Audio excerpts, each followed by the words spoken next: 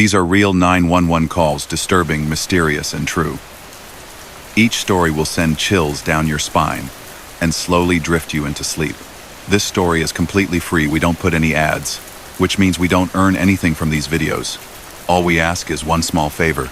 Please subscribe to our channel and give this video a like. It's free for you, but it gives us the motivation to keep making more real police stories every night. Also, tell us in the comments which city are you watching from and what time is it right now. We love reading your messages. Now, let's begin the story. Story number 1. I was 6 years in and working nights in a mid-sized apartment in the Midwest. It was early fall, the kind of night where the air has just a little bite and it carries sound farther than you want. We were steady, not busy. A couple traffic stops, a neighbor complaint over a backyard fire pit, nothing to chase your pulse. At 2:13, the CAD screen flipped a new call at the top. 911 hang-up, open line. The map threw a blue dot at the end of Harlan Creek Road, a cul-de-sac with 6 houses that backed up to an empty lot and then a strip of trees that pretended to be a forest. The notes on the call said, "Open line, whispering, possible juvenile. Line disconnected. Then, call back, unsuccessful. Coordinates show inside 1,834 Harlan Creek." The number showed up as a mobile, not a landline. Last 4 digits ending in 212. Dispatch flagged it, code 2, no lights and sirens, and sent me and our newer guy, Banks, to check. 231, I called out. "Show me en route from King and 7th. "Copy, 231, our night dispatcher, Tammy, answered. Caller hung up, attempted callback twice. Last ping inside the living room area. RP sounded like a young female, maybe 8 to 10. Banks keyed up. 236 en route from the west side. We killed the chatter for the 3-minute ride. The neighborhoods out there had space between them. You'd pass a brick front colonial, then 2 lots of nothing but a cut lawn, and the colorless glow of a porch light. My cruiser rattled over a manhole and the radio's mic cord tapped the dash in a rhythm I'd gotten too used to. 231, 236, Tammy came back, advising prior contacts.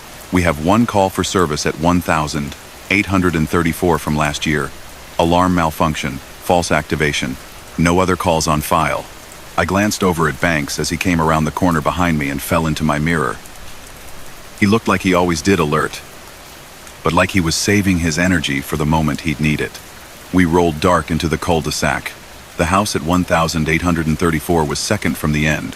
A 2-story with beige siding, a basketball hoop with no net, and a porch swing that sat crooked because one chain was shorter than the other. No lights inside. The moon gave the front yard a steel blue sheen. Someone at least took care of the lawn. The edges were crisp. I parked a few houses up so if anyone was watching, they'd have to work to see us. We stepped out, and the cold came up from the pavement. You could smell that someone had a fireplace running somewhere in the area, a thin ribbon of wood smoke that didn't belong in such a neat subdivision. 231 and 236 on scene, I said. We'll check for signs of entry. Copy, Tammy said. For your information, I'm hearing something on a callback. Open line again. I'll keep it open. I looked at Banks. You take the back? He nodded. We split. My flashlight stayed low so it didn't throw beams into bedroom windows, like we were trying to wake the neighbor kids. The front door had a double lock. The deadbolt was seated. The handle lock was too. No pry marks. A thin layer of dust sat on a small ledge by the jamb, untouched. I leaned an ear to the door. Nothing but the emptiness you learn to recognize, the way a quiet house has a pressure to it like a held breath. I stepped off the porch to check windows. The living room window had blinds down, slats closed, the plastic pull twisted up on itself. My light skated over family photos on the wall. Only I realized they weren't photos.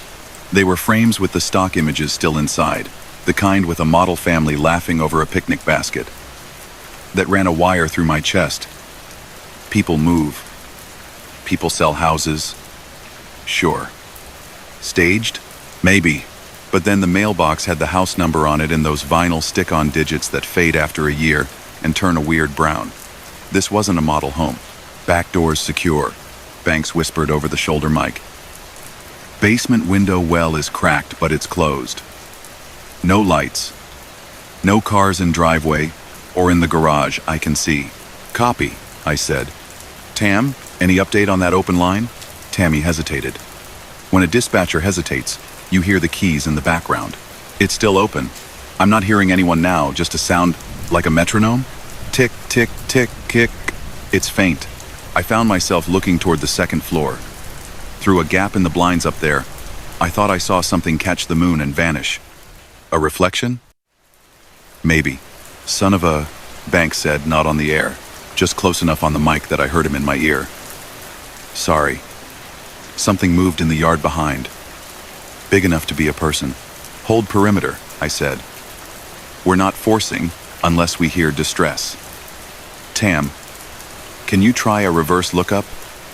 Get an owner's name tied to 1,834? Working, she said. Stand by. We wrapped the house in our slow circle again. I checked the garage side window. It was clean. Too clean for an empty home. Inside was a row of paint cans, all new, lids facing forward like a photo from a catalog. On the workbench sat a glass jar with a handful of coins. My light hit it and I froze. The coins were still spinning inside, the way they do for a second after someone dumps them, not spinning violently, just that lazy wobble before they settle. A draft, maybe. The thought didn't make my heart beat any softer. 231, Tammy came back. Owner of record is listed as a property management LLC. Looks like it's been vacant for a while. I don't have a tenant info. The 911 ping is still reading inside. Copy, I said. Let's knock. We went to the front together. I took the door. Banks stood off angle. I knocked 3 times, the polite way, then the cop way. Police, I said.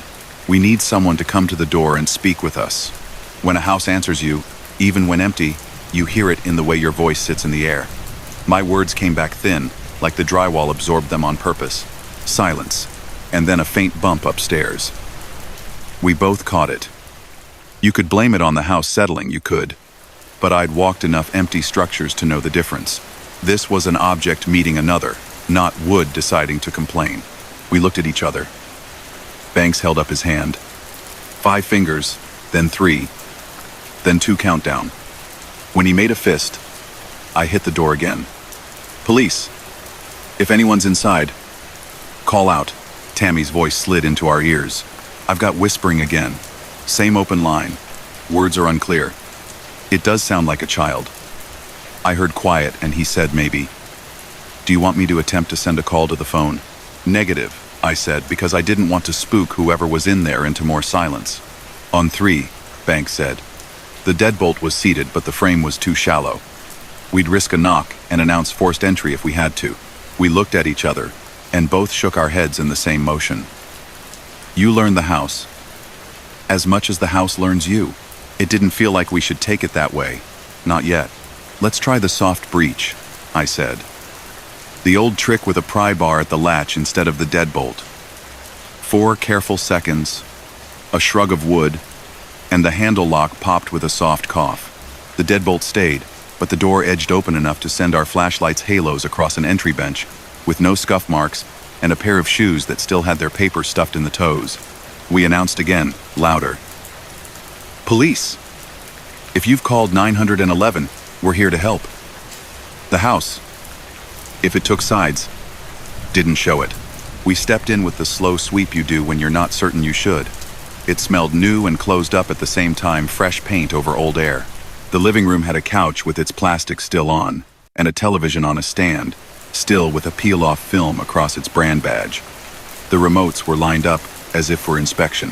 Clear left, Banks said, voice low.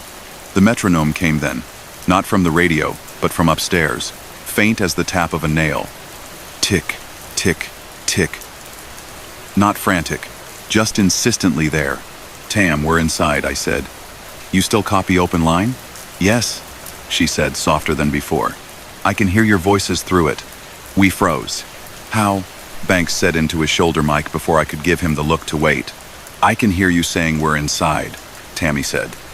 The open line is picking up your voices with a delay of about a second. The call display still shows the same mobile number. I tried to find a place inside that made sense. Sometimes people pocket dial, and you end up hearing yourself. It wasn't impossible, just unnerving that the house was playing it as if through a thin wall. We cleared the kitchen. There was a bowl on the counter with a fake banana and a fake apple, both too perfect. Next to it sat a cheap, prepaid cell phone on a charger. The screen was dark. I reached toward it, and it blinked awake like a lizard's eye. No SIM, but the 911 call history was open. 8 redeal attempts in the last 20 minutes. The last one had a timer that ticked. I put a gloved finger to it and heard our own breath glitch through the delay out of Banks's shoulder mic. The phone was what Tammy was connected to. "Hello?" I said into the room, not the radio. "Sweetheart, if you can hear me, we're the police. We're not here to get you in trouble. Can you tell me where you are?" The metronome upstairs turned around in the air somehow so that even though we hadn't moved, it sounded closer. We took the stairs. The steps didn't creak. The carpet still had lines, from a vacuum. At the top, a hallway ran left and right. The room to the left was a bedroom staged like a magazine photo blankets folded with square corners, 2 pillows stacked across, picture frames empty again. The next room had a mattress with the plastic off, but an imprint mid-sheet like someone had been sitting there recently. In that room, on a little white nightstand, a metronome clicked. One of those school band ones, its swinging arm moving smooth as a sway. I put a finger to stop it. It kept time under my finger. Not a fight, just an insistence like it wanted a job and it would keep it. I let it go and it stopped. Banks looked at me, eyebrows up. I didn't give him anything back. At the end of the hall, a door stood half open. From inside, the sound of someone's breath came once, then held.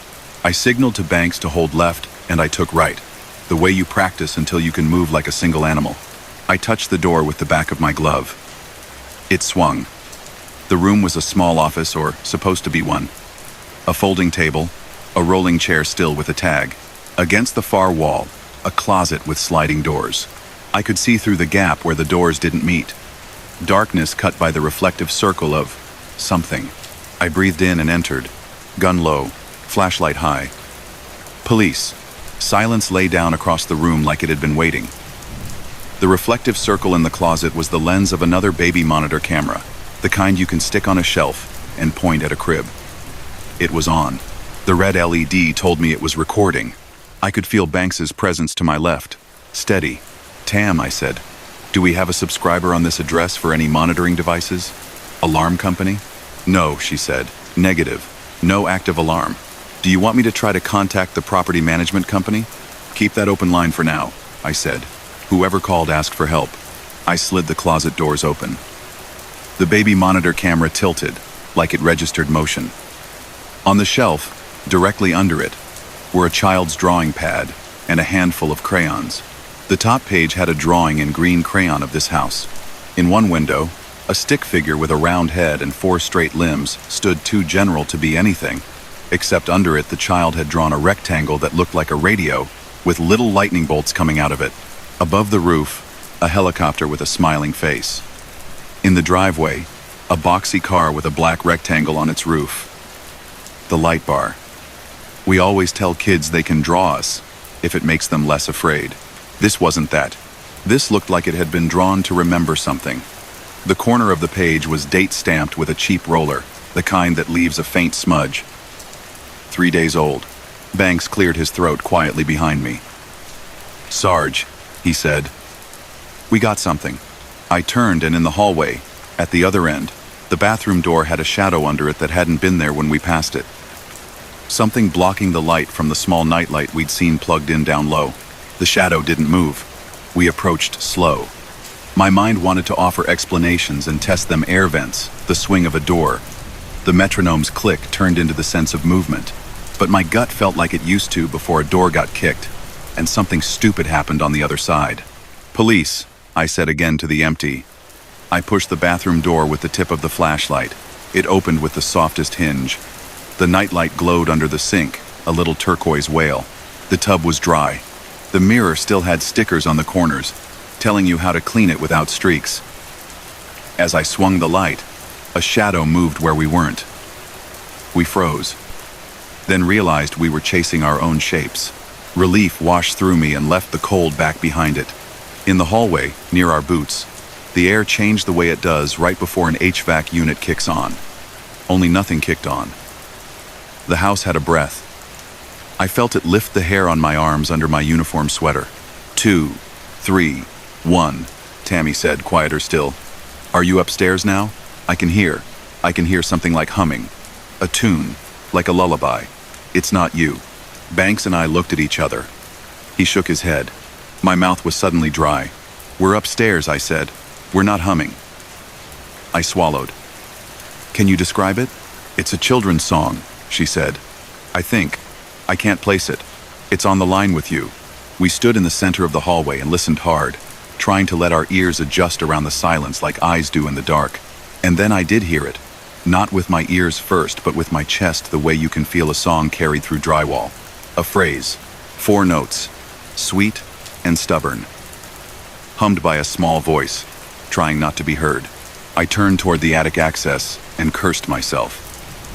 The square cutout in the hallway ceiling had a rope dangling. It had looked like nothing when we first passed it. Now it felt like the reason we were there. We're going to clear the attic, I said, mostly to steady myself. Banks nodded and holstered, reached up with a hook on his collapsible baton, and pulled down the stairs. They unfolded in a whisper. Cool air spilled out, not cold, just cooler than the hallway. A smell like cardboard and old tape. He looked at me. We climbed. The attic was the kind contractors love to sell. Floored in the middle, cross beams like ribs, insulation where it mattered. Our lights cut cones through dust. Nothing. Boxes, some labeled, some not. A floor lamp, lying on its side with its shade still wrapped. Then my radio hissed and popped, the way it does if you set it too close to a speaker. And in it I heard my own voice from 15 seconds ago. We're going to clear the attic. It played with that soft edge of a recording, not live, just behind. Tammy hissed too. I didn't transmit. We stopped rowing our lights and stood there, listening to my own words bounce back like the house was practicing saying them.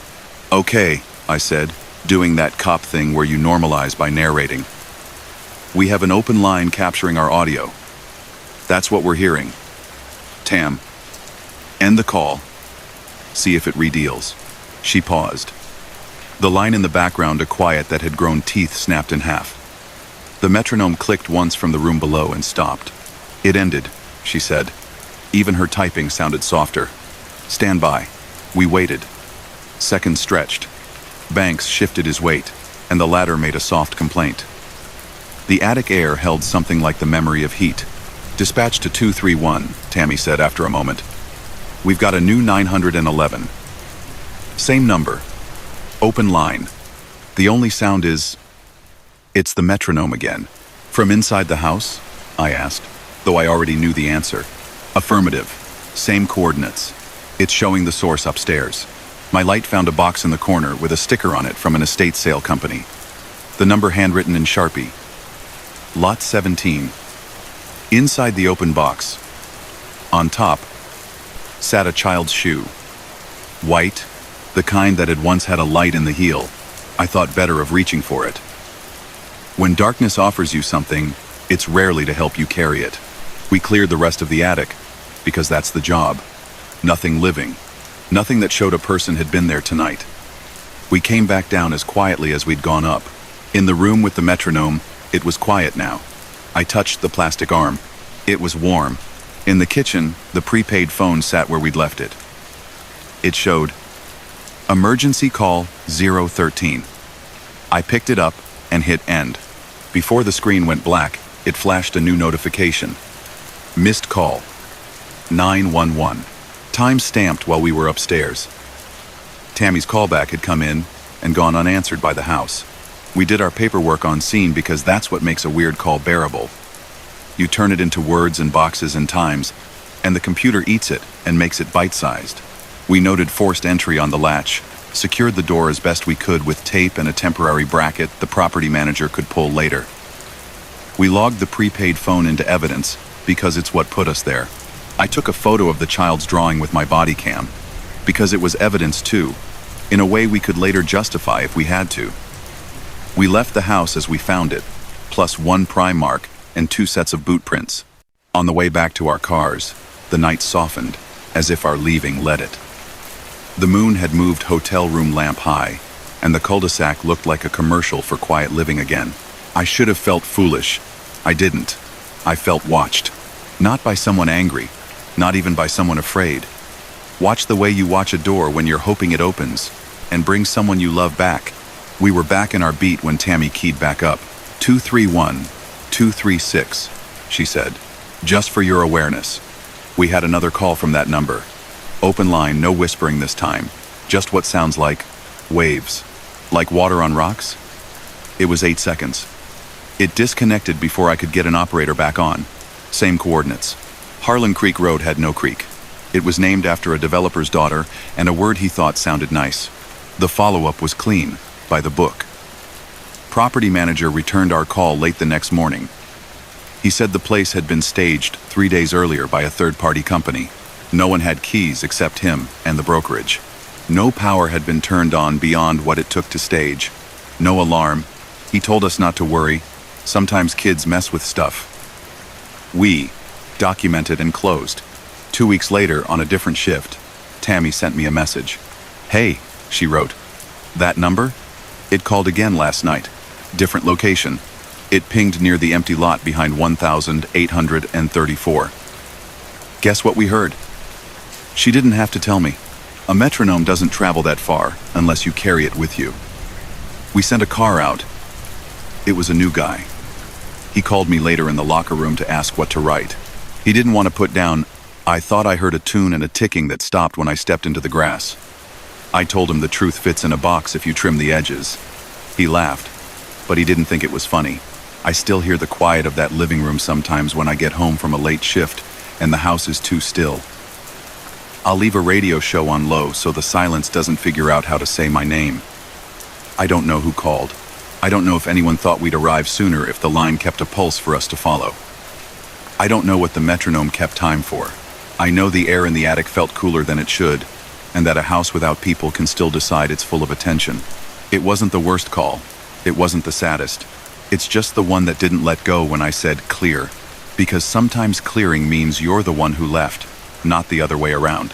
Story number 2. I work response in South London.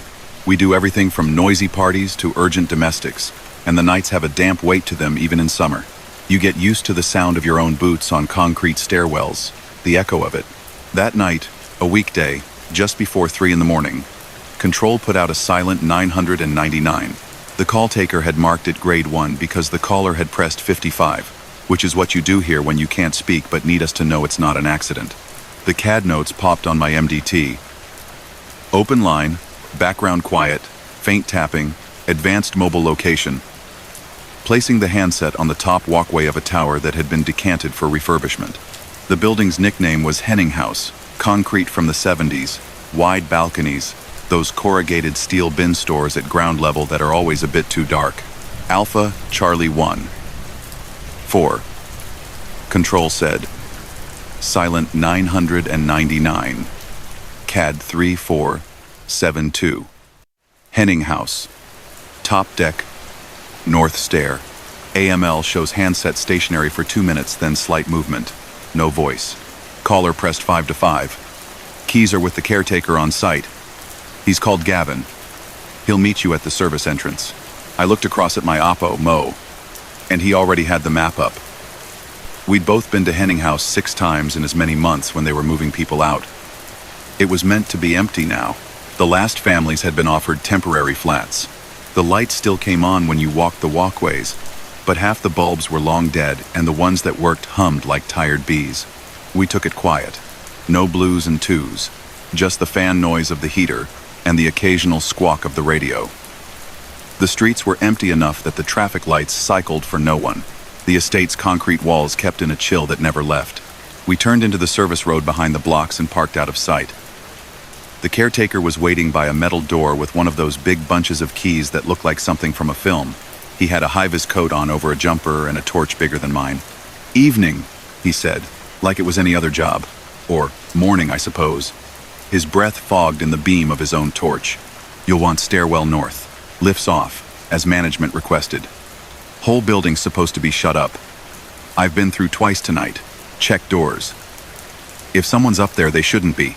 Any security on? I asked. CCTV still working? He nodded. We've got a few cameras left online. Control can patch to the council's operator. I'll phone him now to swing north. Control came in as if they'd been listening to him. Alpha Charlie 1. 4. I've got Burrow CCTV on here as well, Ops Room 12. They have eyes on the north stairwell door and the top deck external walkway. They report no movement at this time. Gavin opened the service door, and the smell hit first.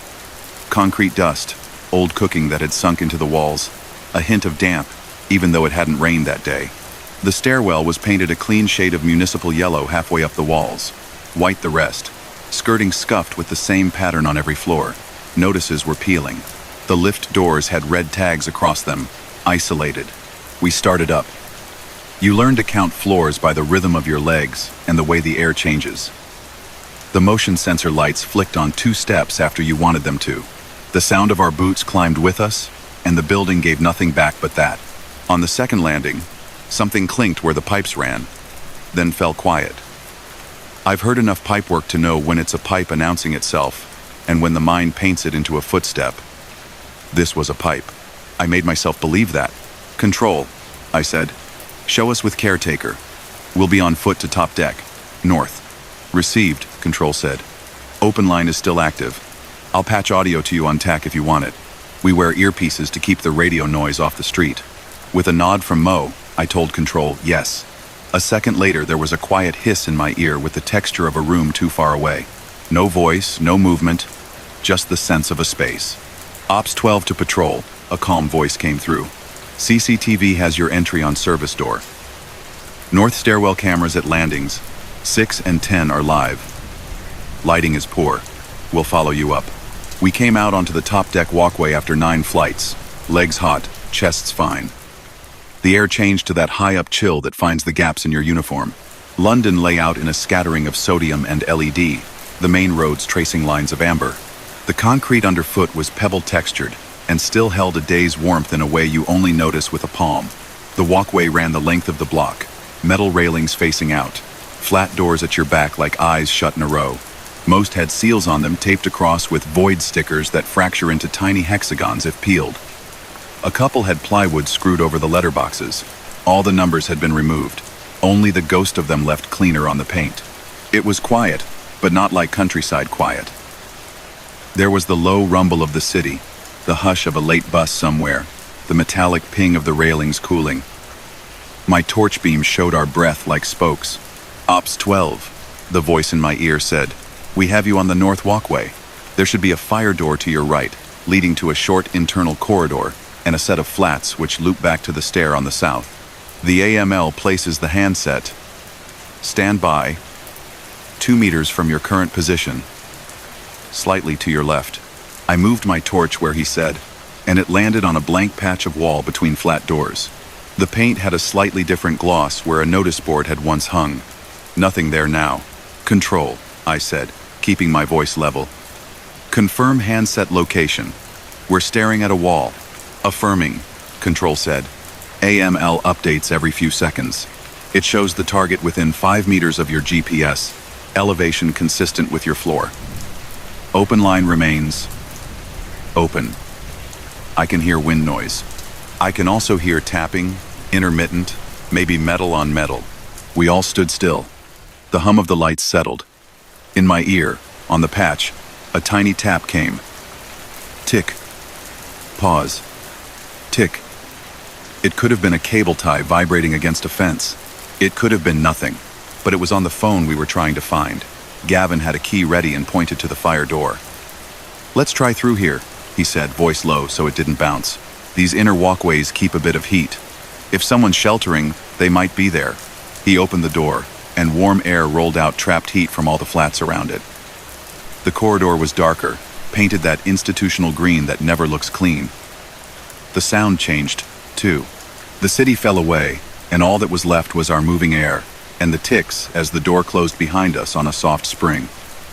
We moved slowly, torches low, so we didn't blind each other.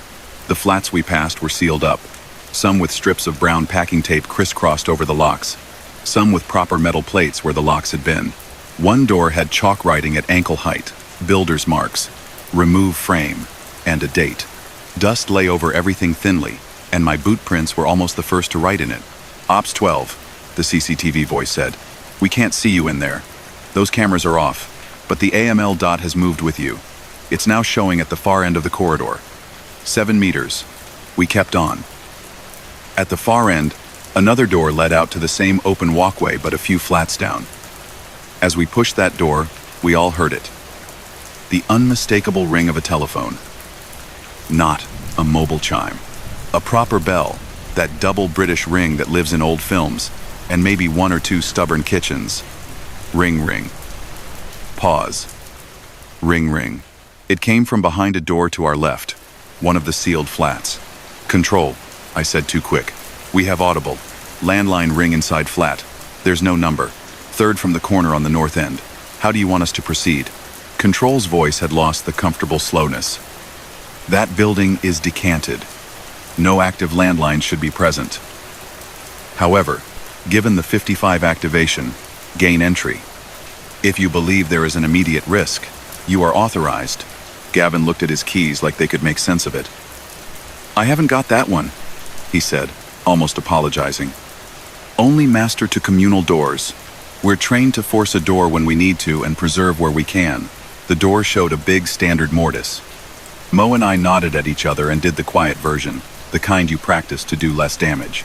It took longer, and you can feel the building listening when you're doing it. The ring kept coming. That flat equal sound that somehow never quite matched up with your breathing. The door gave. We announced fully, "Police," and stepped into a space that shouldn't have had any voice in it at all. It was stripped bare. No furniture, no carpets, skirting boards in a neat stack, a boiler on the wall with its cover off. Dust on every surface was even, undisturbed except where recent work had happened. The ring seemed to come from everywhere. We followed it into the front room, and there it was on the floor, like a prop. A red rotary dial phone, coiled cord leading not to a junction on the skirting but to nothing at all. The cable had been cut. The bell under the plastic dome trembled minutely with each pulse. It rang again, as honest as a thing doing the job it was made to do. We all looked at it, and then at each other. In that way cops do when something doesn't fit the rules, and you want someone to say the boring explanation out loud so you can believe it. Gavin crouched and tapped the casing with a knuckle. That can't be powered, he said. Everything's off. They pulled the meter. Mo just shook his head once and pointed to my earpiece. On the open line patch, slightly out of sync, the same ring bled through, tinny and smaller. Control must have heard it too because they came on. Voice gentle in a way our call handlers get when a thing crosses from unknown to not quite right. Alpha Charlie 1, 4. Confirm I'm hearing a physical ringing tone on your end. Confirmed, I said. We have an old landline handset ringing. Disconnected. No obvious source. Ops 12, the CCTV operator added, kept neutral. We've just seen movement on the north walkway where you entered previously. A person-sized shadow moving left to right, then gone. Could be wind flecks on the camera. You'll want to check your rear. We all turn the way you do when someone says there's someone behind you. Nothing but the corridor we'd come through, empty and humming. The ring stopped. The room got that flat, thick silence again. For the first time since we'd stepped in, I felt the hair on my arms prick under the long sleeves. Not fear. Exactly. Attention. Like the room was waiting for us to do something. I lifted the red handset. It was cold and heavier than you'd think. With it to my ear, I heard what I would expect to hear from a dead line nothing, and then a faint sound rose through it like water coming to a simmer. Not a voice, just the quiet busy of a space with air moving. I put my finger in the rotary for the 0 just to feel how it moved. The dial spun back slow. The numbers clicking the metal stop. It was oddly soothing, that mechanical certainty. My radio popped. Control to Alpha Charlie 1-4. The open line has ended.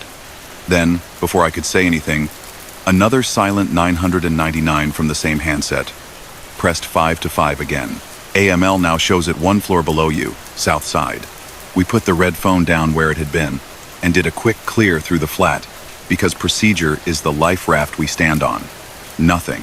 Floors dusty, windows paint splattered, a single top note of damp under the dust that made the back of my throat itch.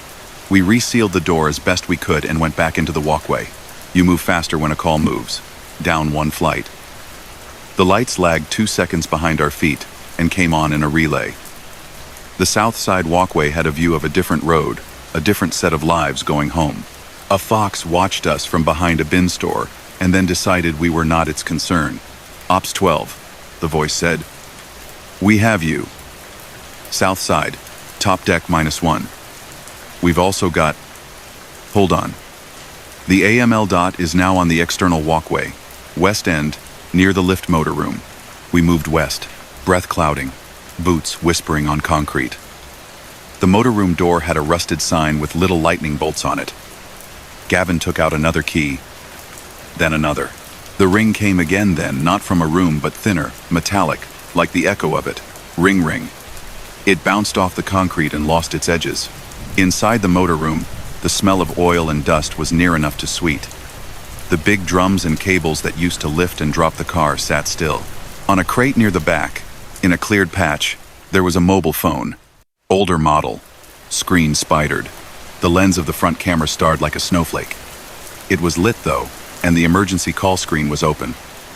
In the top corner, 3% battery. The timer showed the last call had ended 12 seconds ago. A new call was attempting, the word emergency glowing in white. Gavin didn't touch it.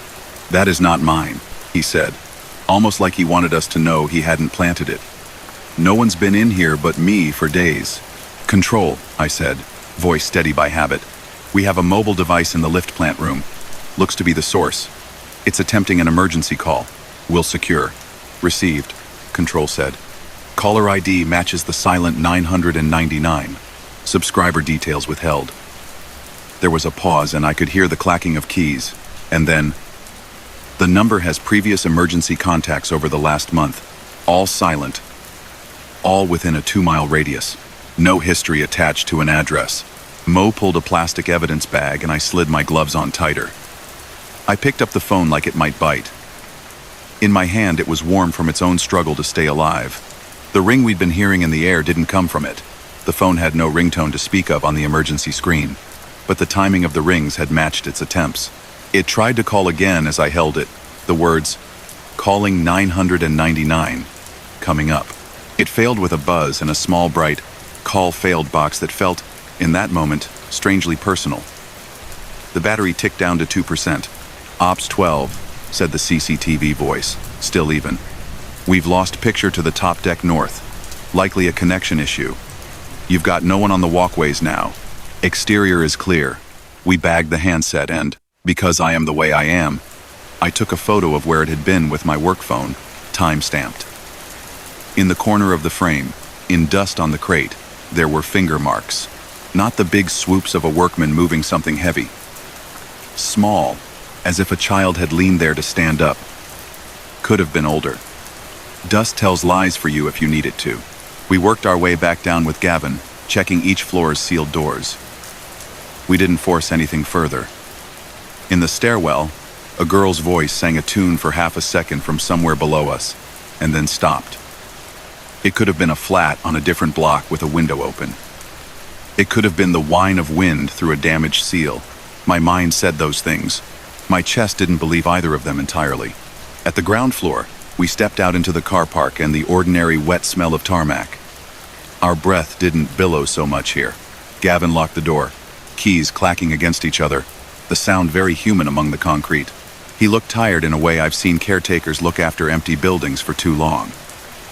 Well, he said, small by humor. That was interesting. We logged the mobile in as found property, pending device interrogation by our digital forensics. We wrote it the way you always do. Times, locations, descriptions, the verb observed, doing a lot of work. We left the part about the red handset ringing exactly as it had. We didn't need to color it to make it sound odd. It already was. Back at the NIC an hour later, Control pinged my terminal with an update, the kind they send to tidy up loose edges. The handset we'd bagged had attempted 2 more emergency calls while sitting in our property store. There's no signal in there. It shouldn't have been able to register anything. The log showed the attempts, failed, with precise time marks you could set your watch by. On the minute, 3 times in a row. Then the battery finally gave up, and the world went back to the more usual kind of quiet. The council sent an electrician to Henning House that morning, on our recommendation, to check the plant room. He reported no anomalies, his word, and I believed him. He's a man who has looked at motors for 27 years and knows their ordinary strangeness from the other sort. The red rotary phone, when we asked Gavin about it the next day, was gone. He swore he'd left the flat sealed and that he hadn't the faintest idea where someone would take a dead handset to. He looked troubled by it in that way caretakers do when a building pushes back a little. We never found the owner of the mobile. The numbers it had rung, none locally, none repeated enough to paint a picture, led nowhere. The SIM was registered to an old address above a takeaway that had been a takeaway before I was born. No one at that address took credit for it. A week after, I was on a different beat near the river, when Control put up another silent 999, pressed 55, AML showing a public stairwell half a mile from Henning House. Another team took it. They came back with the kind of report you can hold like a warm mug in the early hours. No trace, no person, no threat. But when we spoke in the mess, one of them said, "We heard that same ring, not a mobile. A ring. Twice. And then it's like someone gently put a hand over it. I don't assign meaning to it. That's not our job. We go, we look, we make it safe, or we say it is, and then we stand by that. The only thing I keep from that night that feels like mine is this. There is a way certain empty places listen to you. They collect your words, and if you're quiet enough, they give some back." In the lift plant room, with the fox watching from the dark and the lights humming just on the edge of comfort, it felt, for a breath, like someone somewhere was trying very hard to do something simple, make a phone ring and be found. We were there, and we were not quite quick enough to answer. Story number 3. I'm a patrol officer assigned to nights in a coastal city just south of the capital. We share a radio channel with traffic, and after midnight it's mostly drunks heading home, taxis double parked, noise complaints. The air carries salt at that hour, and the road's cool enough that your boots whisper over the pavement instead of sticking. 2:47 in the morning, Control put out an emergency from the 110 center. Open line, no voice, faint tone detected. The location came through as the Municipal Cultural Center, the kind of building that hosts language classes and weekend concerts. The notes on my in-car terminal said the call originated from an elevator emergency phone. The phrasing bothered me before we were even rolling. Elevator phones dial maintenance or a monitoring service. They don't ring us directly unless something's misconfigured. Car 3-1, car 3-2, Control said. 110 open line from the Cultural Center elevator. No voice. Faint tone repeating every 4 seconds. We have no on-site engineer, but the night guard is present. He'll meet you at the South Staff entrance. EK up. 3-1 received. We're 2 minutes out. My partner that shift was Sato. He's dependable, quiet, a fraction more careful than the average, which usually means you are too. The streets were empty enough that the traffic lights cycled for no one while we caught every green. The building sat 1 block off the sea road, all white tile and glass. The atrium visible from the street like a fish tank. 1 poster case out front still had last month's children's theater in it, bright and cheerful, under a thin film of dust. The night guard met us exactly as promised. He had the weight of his years on the overnight in his shoulders. Gray uniform jacket. Keys on a belt loop. Torch larger than mine. "Good morning," he said, voice quiet by the time, though he was trying for normal. "I'm Cato. I made sure the main lights are on in the lobby." The elevator called out of nowhere. I answered on my panel, didn't hear anyone. Then it cut to your center somehow. I didn't touch the phone after that. "Thank you," I said. "Anyone else inside the building?" He shook his head. "Just me." Cleaners left at 11. The glass doors side open with a motion sensor. The atrium swallowed our footsteps. It smelled like new paint and old programs, vending machines humming to themselves along one wall, a piano under a sheet in the far corner. The 3 elevator car doors sat opposite the glass, brushed metal. The call buttons set in a column like button eyes. Each button had a tiny green, out of service after hours light, and yet the middle car's display showed a single glowing number. 3. Control patched the open line into my earpiece so I could monitor. It came as a soft hiss with something under it that wasn't quite a tone and wasn't quite air. It had a patient rhythm, 4 seconds of nothing, then a tight rising beep, beep, like a microwave, finishing a cycle 2 rooms away. The kind of sound that makes you feel watched only because it repeats. 3, 1, I said to Control as I looked up at the digits. We're at scene. Middle car shows 3rd floor. No visible movement. Copy, Control said. Open line remains active. No voice. Tone persists. I pressed the hall call for the middle car. It blinked at me, and the tiny speaker above the doors produced the polite, synthetic female that tells you the lift is not in service at this time. The tone in my ear didn't change. Cato pointed with his torch toward the stair door beside the bank. Machine room is upstairs, he said. I can let you up. But the elevator company usually tells me not to go in. Even I don't like it at night. He tried for a smile. And didn't get there. Let's start at 3rd, I said. We'll check the landing, listen, and come back for the engineer if we need to. We took the stairs. The kind of stairwell that every municipal building in this country has. Clean gray paint, brass kick plates, the echo turning a small cough into a faint alarm. The motion sensor lights came on with a half-second delay, and that always makes you feel like you arrived a breath before your own shadow. 3rd floor was mostly meeting rooms and a gallery space. The doors were closed and locked, lights off behind them. The landing outside the middle elevator was warmer, as if the machinery had been working earlier. The red digital 3 above the outer doors brightened when we arrived, like it was noticing. The small temperature differential made the slightest fog on the brushed steel where the seams were. A draft? Maybe. I put my ear close to the joint of the doors. Sometimes you can hear a trapped person shift their weight or breathe if the car is tight up against the landing. What I heard, faint through the steel, was the same 2-beep tone I had in my ear from Control but delayed, like an echo would be if the echo had its own schedule. Anyone in there? I called. A voice you learn to aim. Calm. Enough authority, not enough fear for anyone to hear. This is the police. If you can hear me, press the alarm button again. The tone obliged or coincidence did. It came again. Same tight-paired chime. The second note chasing the first. Nothing else. No tapping. No voice. No scrape. I put my palm flat to the door. The metal had a human warmth to it. Not hot, just patient, like a hand that had held a heat pack too long. The sensation went away when I lifted my hand, and I told myself it was the difference between air and contact. Sato crouched, tilted his head to listen for movement under the slight gap where the sill led to the landing. His eyes went unfocused the way they do when we're trying to listen without hearing ourselves. He looked at me and shook his head once. Control, I said. We have no voice, no tapping, just the tone. 3rd floor. We're going to check the machine room. Understood, Control said. Elevator company is en route. 20 minutes. Back in the stairwell. The sound from the open line grew a fraction louder in my earpiece the closer we went to the top floor. The machine room door wore a simple padlock and a warning sign about authorized personnel. Cato worked through keys with the memory of his hands more than his eyes.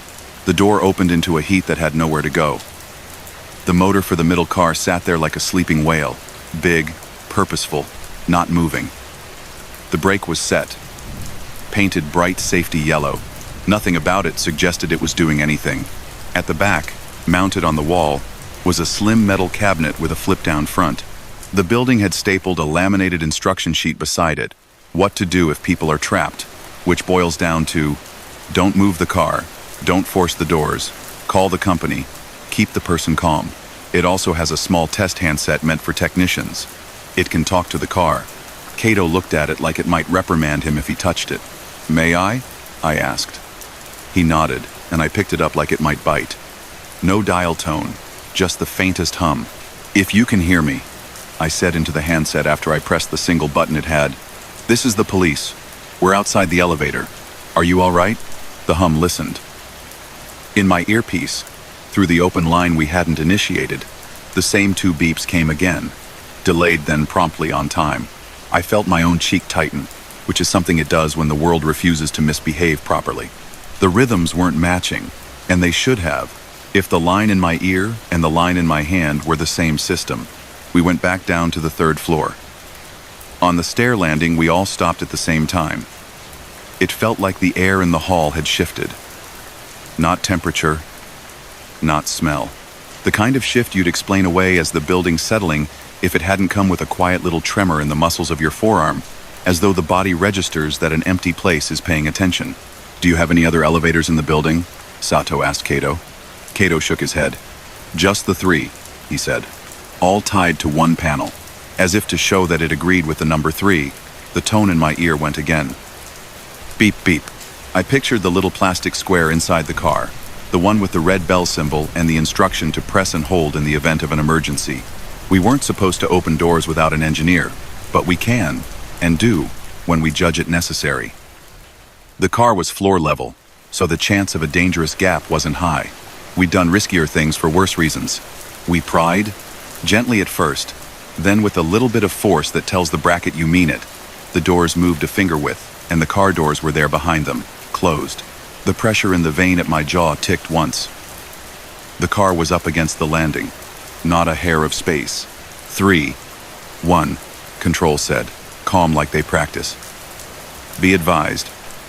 We just received a new 110 from the same elevator line. The caller pressed nothing. Same tone. We're recording. Copy, I said, because what else do you say that changes nothing? We left the doors as we had found them and did what you do in buildings with too much echo. You clear the floors. 4th, a dance studio with a sprung floor. Window blinds half down. A forgotten water bottle on the ledge. 5th, conference rooms, one with chairs stacked. The last cleaner had lined them like soldiers and then gone home. 6th, a small theater space, seats folded up like polite hands. When we stood at the back and looked at the stage, the empty felt bigger than the nights when people performed there. We kept our torches down, and when we spoke softer without meaning to. Back on the 3rd floor, at the gallery entrance directly opposite the elevator, there was a small table with a guest book. I noticed it because the page had turned on its own, the corner curled up as if someone had breathed on it. Ridiculous, I know. Air moves. Paper lifts. That was all. But I put a finger on the page, and it fell back flat, like it could rest now that someone else had acknowledged it. We were there when the engineer arrived.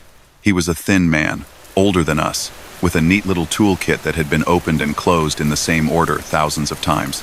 He shook Kato's hand like they knew each other in that midnight professionals way people who see who's around when the rest of the city isn't. "I'll open," he said to us. "You'll stand by. No moving parts while the brake is set." He keyed the panel, turned the physical switch that lets you take the car out of control, and the interior doors slid a thumb's width with a stubborn little sigh. Then more. He wedged with a rubber stop and opened them enough to show us the empty bright box inside. "See?" he said, almost embarrassed to have made us wait. No passenger. He stepped in to check the cradle for the alarm button. The emergency phone panel was neat. A small speaker, the red push and hold, the telltale light that shows a connection. He watched the light while we listened. It blinked at a steady interval, completely unrelated to the beeps in my ear. "Who does that phone call?" I asked. "It dials our center," he said, and named the company. "Press and hold, connects to us. We call out to the person, we keep them calm, we dispatch. It cannot call the police." I looked at Sato. He looked back at me with the same thought. Control was still in my ear with the open line. "Control," I said. "Engineer on scene says the emergency phone in the car dials their center only. Confirm again the source of our open line." Control came back with the sound of a keyboard behind the voice. "Subscriber information from the line in question is registered to the building's elevator monitoring circuit.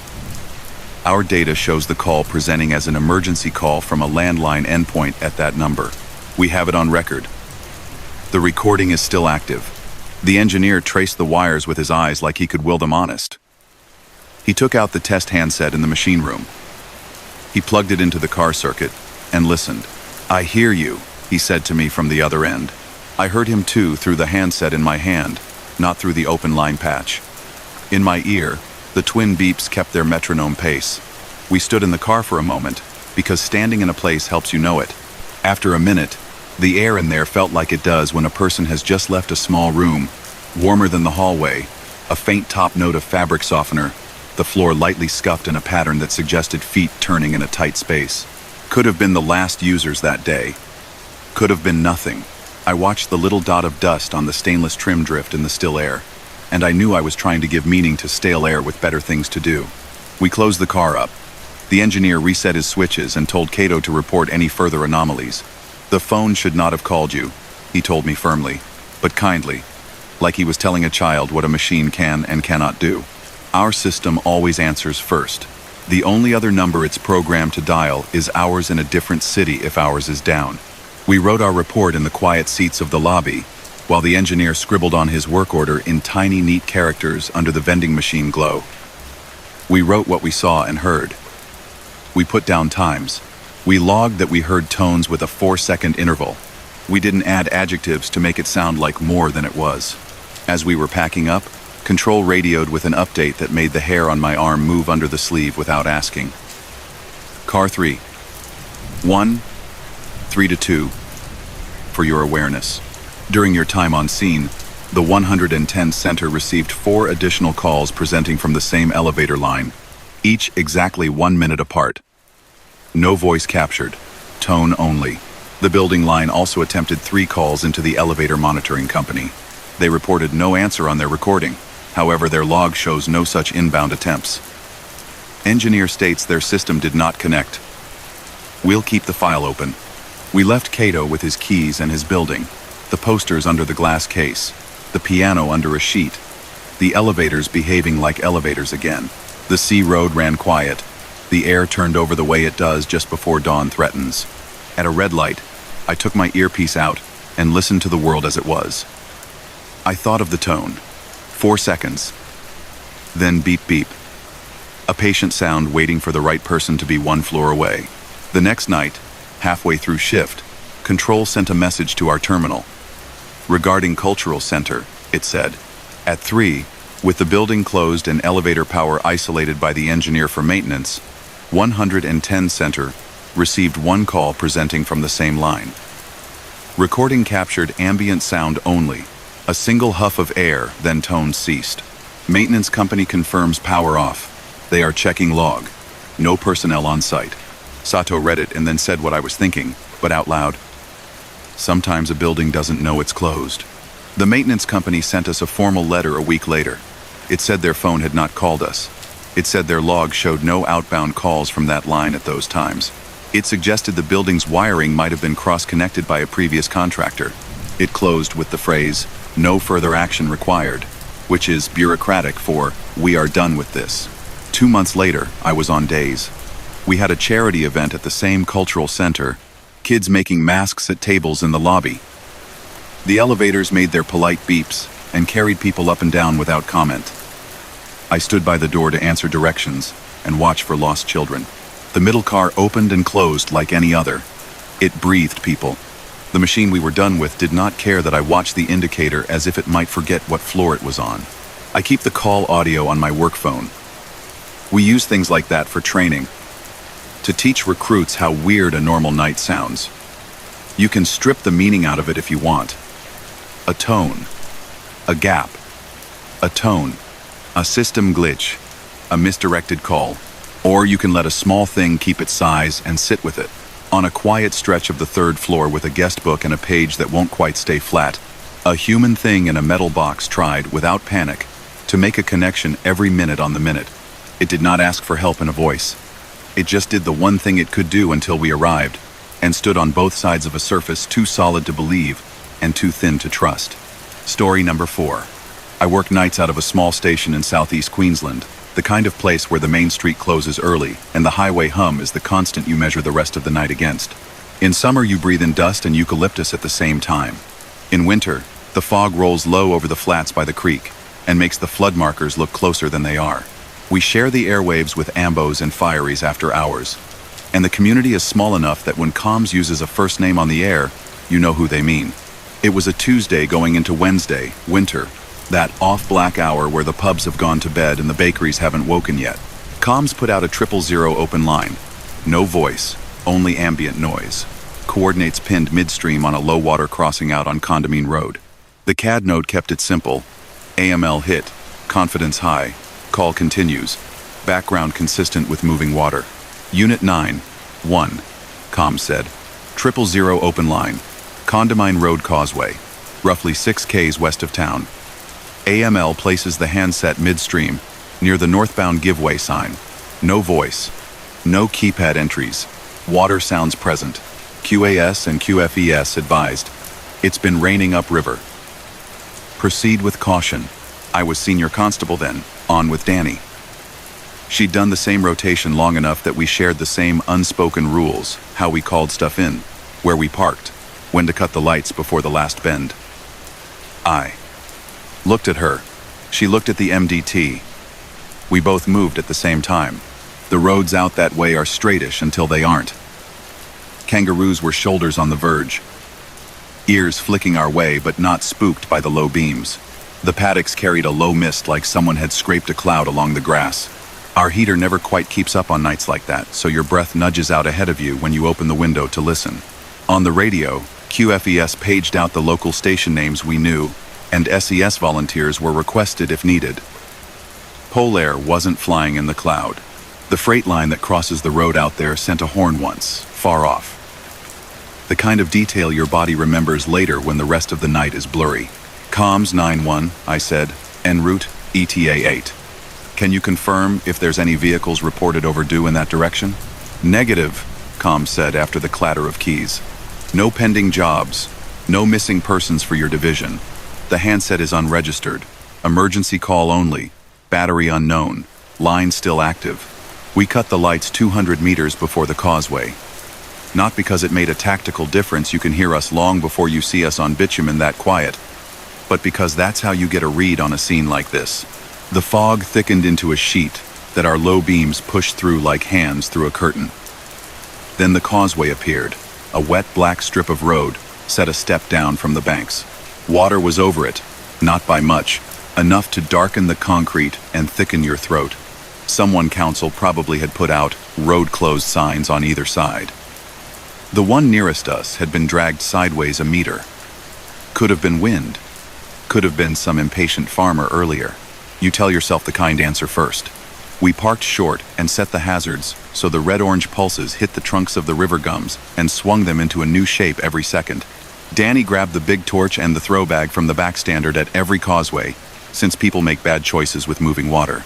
The air was colder by the creek, and the smell of wet mud sat under everything. Frogs were a chorus, not melodious, just insistently present, and the current across the causeway ran like someone smooth had pushed a cloth along the surface. Comms, I said. 9. 1 on scene. Water over road.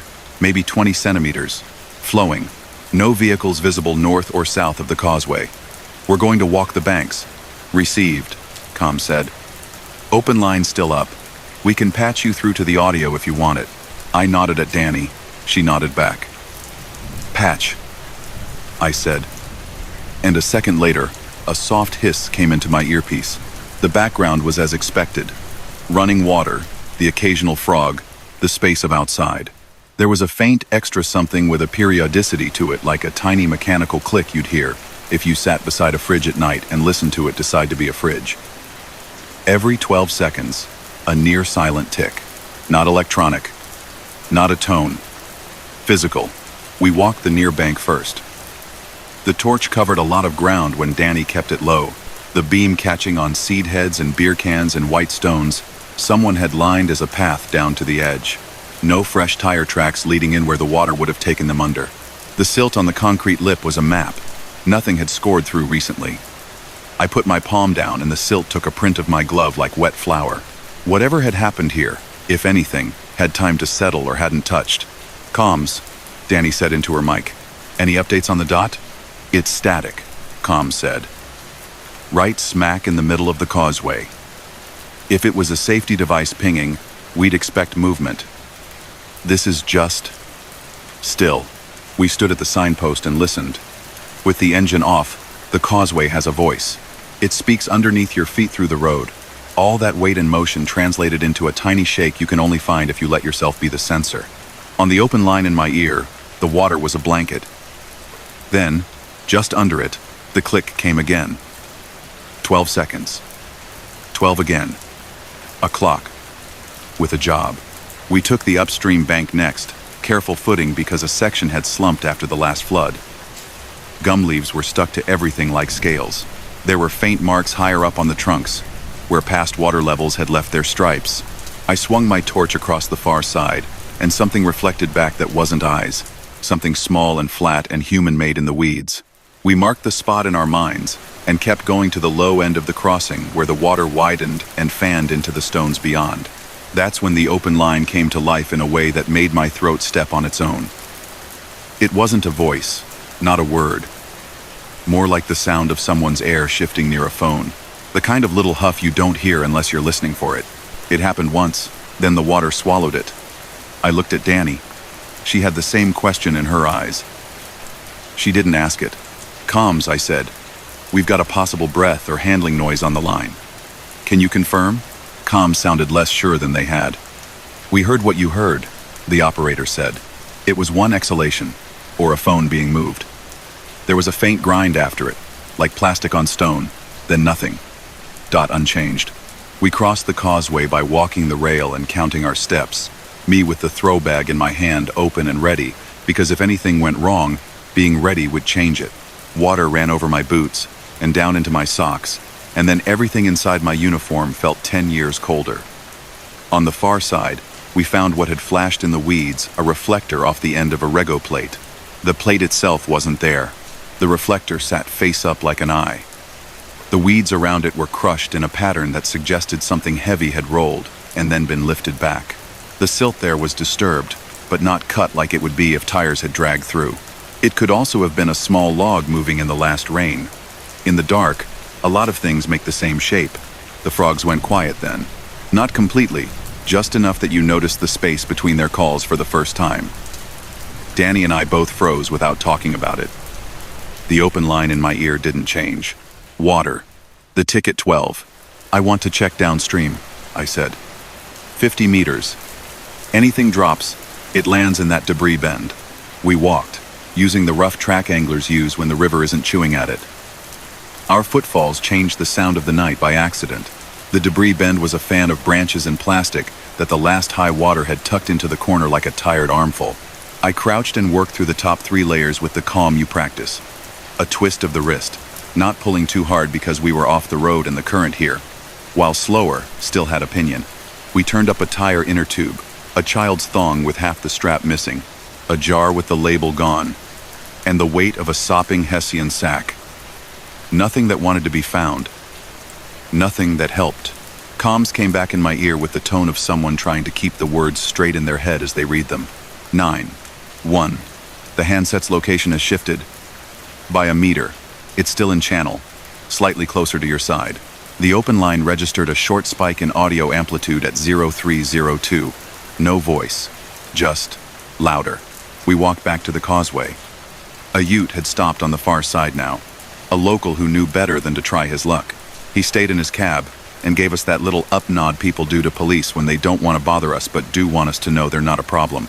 His radio played talkback soft, a murmur we could put in its box. We flagged QFS when their pump truck came in, the red lights bending around the trees. The crew lead was a woman we'd all known since we were new. She took one look at the water and didn't even touch her radio to ask permission to do what she already knew she ought to do. "No one goes in," she said. "Not at that speed. We'll get the poles. We can check edges." We worked both banks for the next half hour, in a pattern that you get taught for flood work. We cut, we feel, we step again. The open line stayed up the whole time, and every now and then the faintest something rode under the water like a carp in quiet water. Once, at 0313, the sound of a vehicle door shutting came through the line muted, distant, with that hollow ring stainless door frames give at night. Danny and I both looked at our car. We had closed our doors 9 minutes earlier. Comms marked the time too. They recorded it, and later we compared them. Our doors had shut at 0304. The call's doors shut at 0313. I don't have a neat box for that in my head. Downstream, just far enough that you'd call it a different part of the river, SES's 2 volunteers parked and moved in with their headlamps turned to the warm color so as not to blind themselves. The fog had climbed to mid-shin, so their lights moved like insects. One of them waved us over in a way that wasn't urgent, Just the human signal for, this is odd enough that we should all agree on it.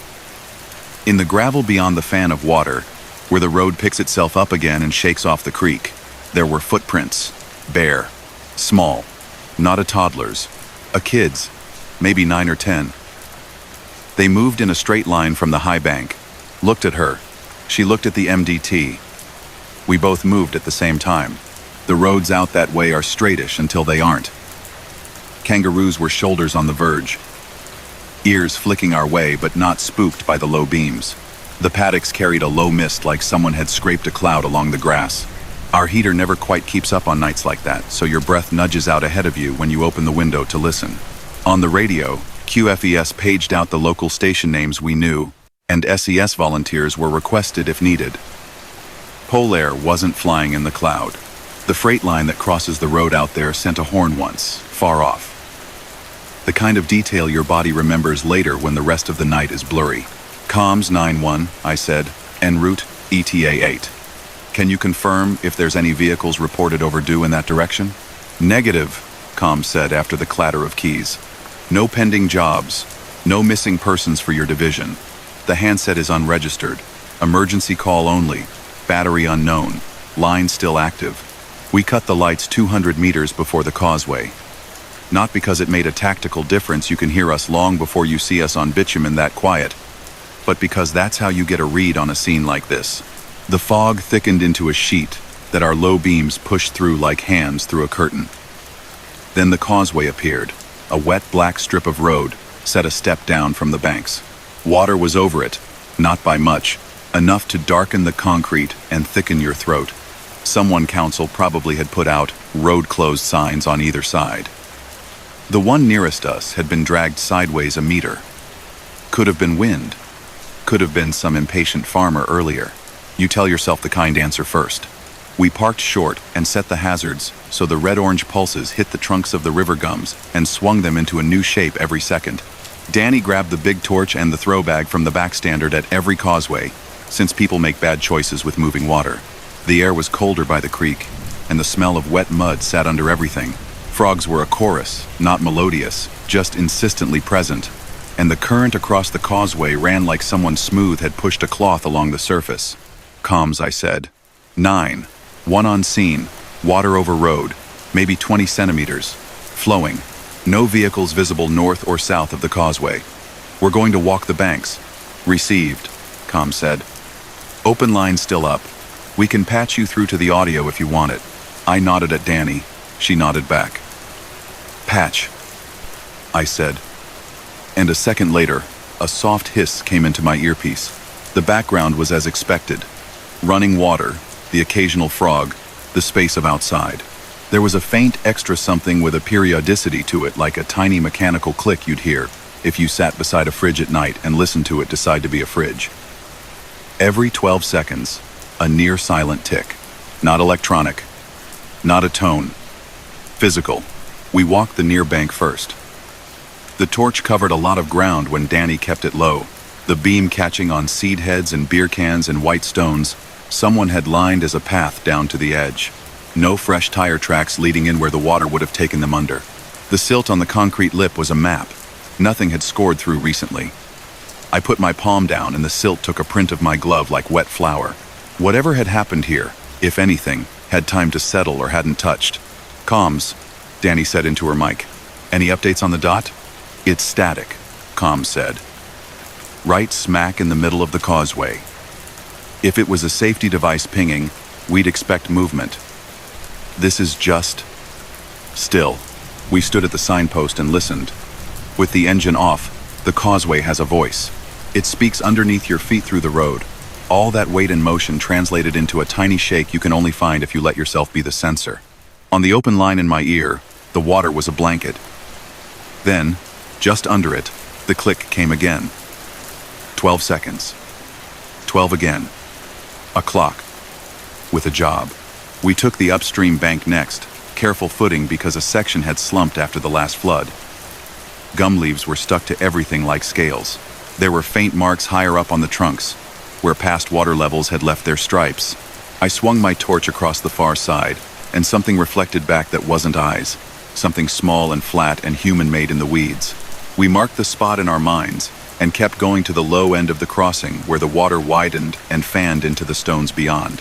That's when the open line came to life in a way that made my throat step on its own. It wasn't a voice, not a word. More like the sound of someone's air shifting near a phone. The kind of little huff you don't hear unless you're listening for it. It happened once, then the water swallowed it. I looked at Danny. She had the same question in her eyes. She didn't ask it. "Comms," I said. "We've got a possible breath or handling noise on the line. Can you confirm?" Comms sounded less sure than they had. "We heard what you heard," the operator said. It was one exhalation, or a phone being moved. There was a faint grind after it, like plastic on stone, then nothing. Dot unchanged. We crossed the causeway by walking the rail and counting our steps, me with the throw bag in my hand open and ready, because if anything went wrong, being ready would change it. Water ran over my boots and down into my socks, and then everything inside my uniform felt 10 years colder.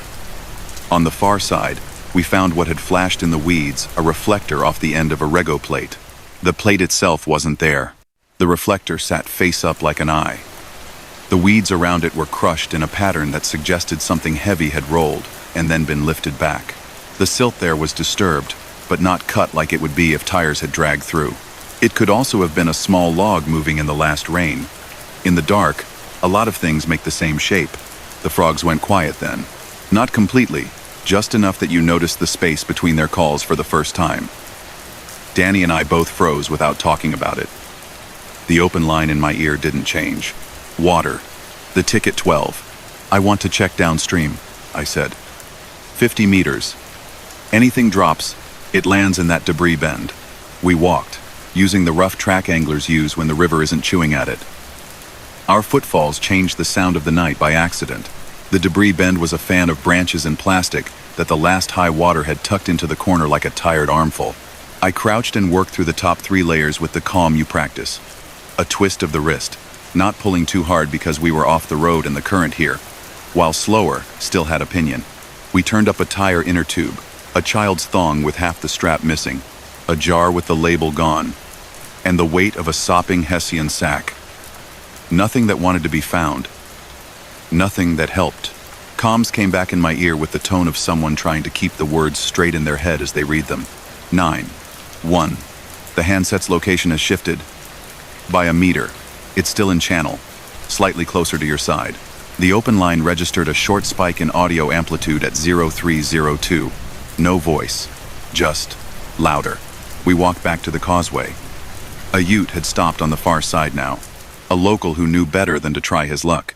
He stayed in his cab and gave us that little up nod people do to police when they don't want to bother us but do want us to know they're not a problem. His radio played talkback soft, a murmur we could put in its box. We flagged QFS when their pump truck came in, the red lights bending around the trees. The crew lead was a woman we'd all known since we were new. She took one look at the water and didn't even touch her radio to ask permission to do what she already knew she ought to do. "No one goes in," she said. "Not at that speed. We'll get the poles. We can check edges." We worked both banks for the next half hour, in a pattern that you get taught for flood work. We cut, we feel, we step again. The open line stayed up the whole time, and every now and then the faintest something rode under the water like a carp in quiet water. Once, at 0313, the sound of a vehicle door shutting came through the line muted, distant, with that hollow ring stainless door frames give at night. Danny and I both looked at our car. We had closed our doors 9 minutes earlier. Comms marked the time too. They recorded it, and later we compared them. Our doors had shut at 0304. The call's doors shut at 0313. I don't have a neat box for that in my head. Downstream, just far enough that you'd call it a different part of the river, SES's 2 volunteers parked and moved in with their headlamps turned to the warm color so as not to blind themselves. The fog had climbed to mid-shin, so their lights moved like insects.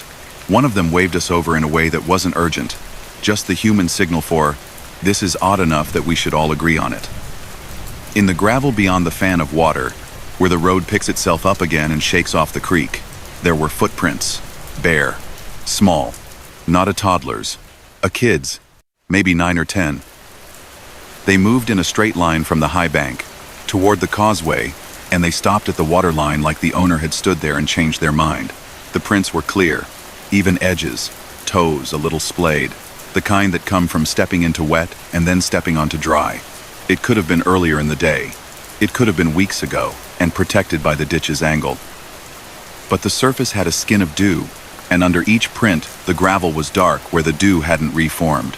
That suggested hours, not days. Danny crouched, hand hovering like she wanted to compare sizes. She didn't touch. We marked the location, and took the usual dozen photos with the scale rule we keep for exactly this. You can explain away a lot with later time and traffic. You can't explain away a shape that stops at a waterline and doesn't come back out. It doesn't mean anything, but it makes you string your reasoning tighter. Comms, I said. Request check for any local calls from landlines in the last 12 hours for missing kids or check welfare, just in case. Negative. Comms came back after a beat. Nothing in the last 2 days. School holidays start Friday. The school bus driver in your patch called last week to report a dog on the road. That's the last note for that stretch. The click in my ear shifted then. It went from 12 seconds to 11, and kept it. It was the kind of change that means nothing, except that you notice it, and then can't unnotice. At the same time, comms came up. Be advised, handset location now shows 2 meters downriver. Still within the causeway. Flow rate unknown. We have a level gauge reading from council that shows a rise of 2 centimeters in the last 30 minutes. We did what you do when the water comes up at 1 in the morning and there's a phone in it that keeps calling. We stayed. We took turns honoring the absurdity of listening to a river through a phone. We marked the times when the tick changed, and when it stopped entirely for a full minute at 0330, and then started again, as if it had just remembered to be itself. We cleared and re-cleared the banks. The headlamp offsets moved like small moons. The frogs gave up for a while and then came back with a different tempo. Just after 4, comms came up on the channel we share with Fireys. All units on Condamine Road job, for your situational awareness. The handset that initiated the 000 open line has just made a second emergency call. It presented through a tower on the other side of town for 20 seconds. Same number, no voice. Background, not water. Hard surface, echo. It ended, and then the original call continued from your location. Timestamp, 0401. We all stood a little straighter. I asked the question you would ask. Comms. Can you confirm whether these calls are simultaneous from the same device? We can only tell you what the system sees, Comms said. It saw 2 calls, one after the other, same number, different towers, 1 water, 1 room. The room one disconnected at our end, the water one did not. We stood in the middle of a reasonable landscape and tried to gel that with a system doing something unreasonable. Danny closed her eyes like she does when she's building a map behind them, and then opened them again. We can't control the weird stuff, she said, for me as much as for her. We can only control the rope and our hands. In the end, dawn threatened inside the fog, that lion's paw over the horizon. The water had cooled our bones to the point where the car heater became a kindness we took in turns. The call was still active. The tick had changed to 13 seconds without asking us. We'd run all the plays we had without putting anyone into the water, which we weren't going to do at that flow. The local QFES lead met my eyes over the bonnet and did the shrug you do when you've built a pile of facts and it's not tall enough to climb. We decided to stand the volunteers down and maintain watches on either side until council arrived to lock the road and set signage for the morning traffic. We cleared the scene formally around 6. Comms thanked us in that careful way that lets you know they'd been listening as closely as they could to a thing that wasn't theirs to fix. As we pulled away, the open line in my ear finally cut. The absence made my ear feel heavy, like when a fridge stops and you realize it had been there the whole time, I told comms. They told me the system had logged the call end at 0602. Then they said they'd send us the recording in case we wanted to comfort ourselves with the data later. It made me laugh a little, which was better than the other options. There are follow-ups to jobs like that. Council checked the gauge. We drove past in daylight and couldn't believe it had ever been dark. The road closed sign was straight. The spot where the Rego reflector lay looked like any other patch of weeds. Someone had driven a tractor across the gravel and erased our footprints and the small ones we'd photographed. When you want something to be ordinary again, you can have it. A week later, comms sent a message to our MDTs.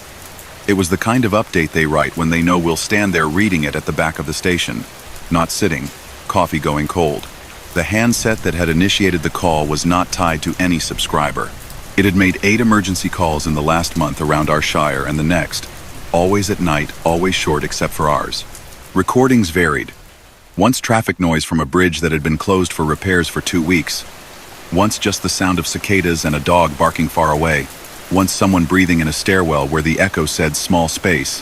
They'd put it on a list. It would make paperwork. It already had. We can't fix why. That's never been our job. We show up with ropes and torches and forms. We put our hands where people tell you not to, and then we write it down in calm words later, so it sits properly in a world full of other normal reports. What I keep from that night isn't the odd stuff, even though I've just told you the odd stuff. It's Danny's careful feet on the silt, and how the throw bag felt right in my hand, and that thing the river did when the frogs took a breath. At the same time, a shared silence like the world held itself very still for us to listen to a phone call. None of us could answer. I still hear the tick, bored and faithful, every 12 seconds, then 11, then 13, and then gone. Story number 5. I work nights on a highway unit covering a stretch of motorway that cuts through forest and farmland in the west. It's the kind of road that teaches you to read weather off the tree line and off the shine on tarmac. In summer, it holds heat like a baking tray. In winter, it takes on that dry cold that turns your breath into a thin ribbon even before the first frost. It's engineered quiet at 3 in the morning, no villages close by, sound barriers where there are, traffic thin to freight, and the odd overnight car. When the road authority closes a section for works, the silence is the kind that makes your radio seem louder at the lowest volume. We were on one of those nights planned closure. Northbound lanes shut between 2 interchanges for barrier replacement, southbound running free. The variable signs were already set, red crosses over the closed lanes, arrows pushing the last night drivers off at the exit. Our operations center had cameras on most of it, but that exact segment was being refitted. The pictures we could pull up were from either end, slick snapshots of empty lanes with red lights reflecting on wet black. At 2:11, control came up soft on the air. Highway 241-243, open 110 from emergency roadside telephone, northbound, marker 207.4, no voice, ambient road noise only. It appears as the fixed line for that box. Call started 90 seconds ago and is still active. My partner that night was Marta. We were already running the detour checking cones. She looked over, and I didn't need to say anything. That section is closed, she said anyway, calmly, because saying it out loud lets your head adjust. No traffic should be there. I keyed my mic. Control, 241. We're 6 minutes from 207. We'll approach from the south closure. Can you confirm whether the box is live? It was due for replacement. Control had the speed you get when someone is typing and listening at once. Copy. Road authority notes show that roadside phone was removed 3 weeks ago in preparation for the barrier works. The line was scheduled for isolation last month. My panel shows the call presenting from that exact endpoint. It is registered as a fixed location. No DTMF. No taps. Just, she paused, listening to something I couldn't hear yet, like a far-off whoosh. I can patch you the audio on your TAC channel if you want it. Patch it, I said. And a second later, there it was in my earpiece. A quiet layer of constant air, then a low, rolling texture underneath, like someone held a seashell to your head beside a motorway. No voices, no beeps, just a patient, far sound you could ignore until you tried not to. We coordinated with the second unit to close the on-ramps one earlier than planned. Not because we didn't trust the cones already out, but because cones don't argue if someone insists they belong on a closed road. Marta took the hard shoulder as we crept into the northbound carriageway. Even with the works, the cat's eyes glinted back like a neat line of watchful points. The forest on either side ate light. Our hazards painted the crash barrier with moving orange. We rolled to a stop, just short of the kilometer marker. The marker itself, 207, stood normal, its little decimal tab underneath with the 4 screw-rusted, but clear. The emergency phone, however, wasn't there. The spot where it should have stood was obvious. A rectangular plate of concrete set back from the barrier with 2 threaded bolts sticking up where the orange post had been. The bolts had been capped with plastic to keep the weather out. There was no housing, No handset, no box to ring.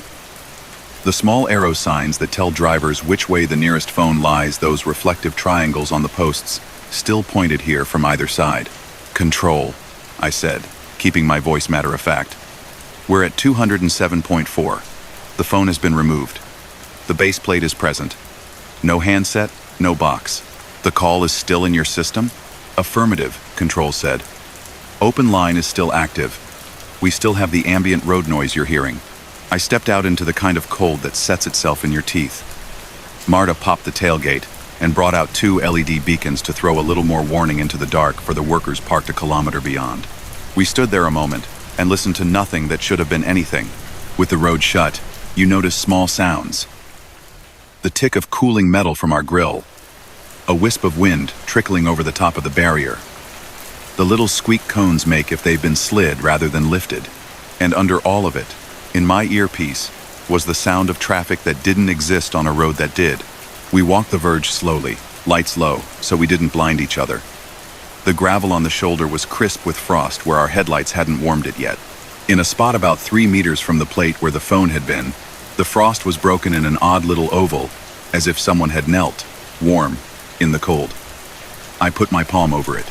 The air above it was the same as everywhere else. No heat now, just the absence frozen.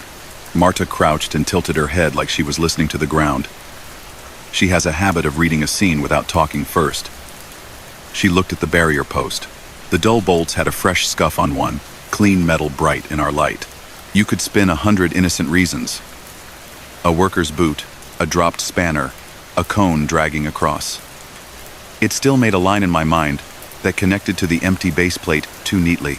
We stepped over to where the cable would have run up inside the post. The access hatch was locked with a simple hex.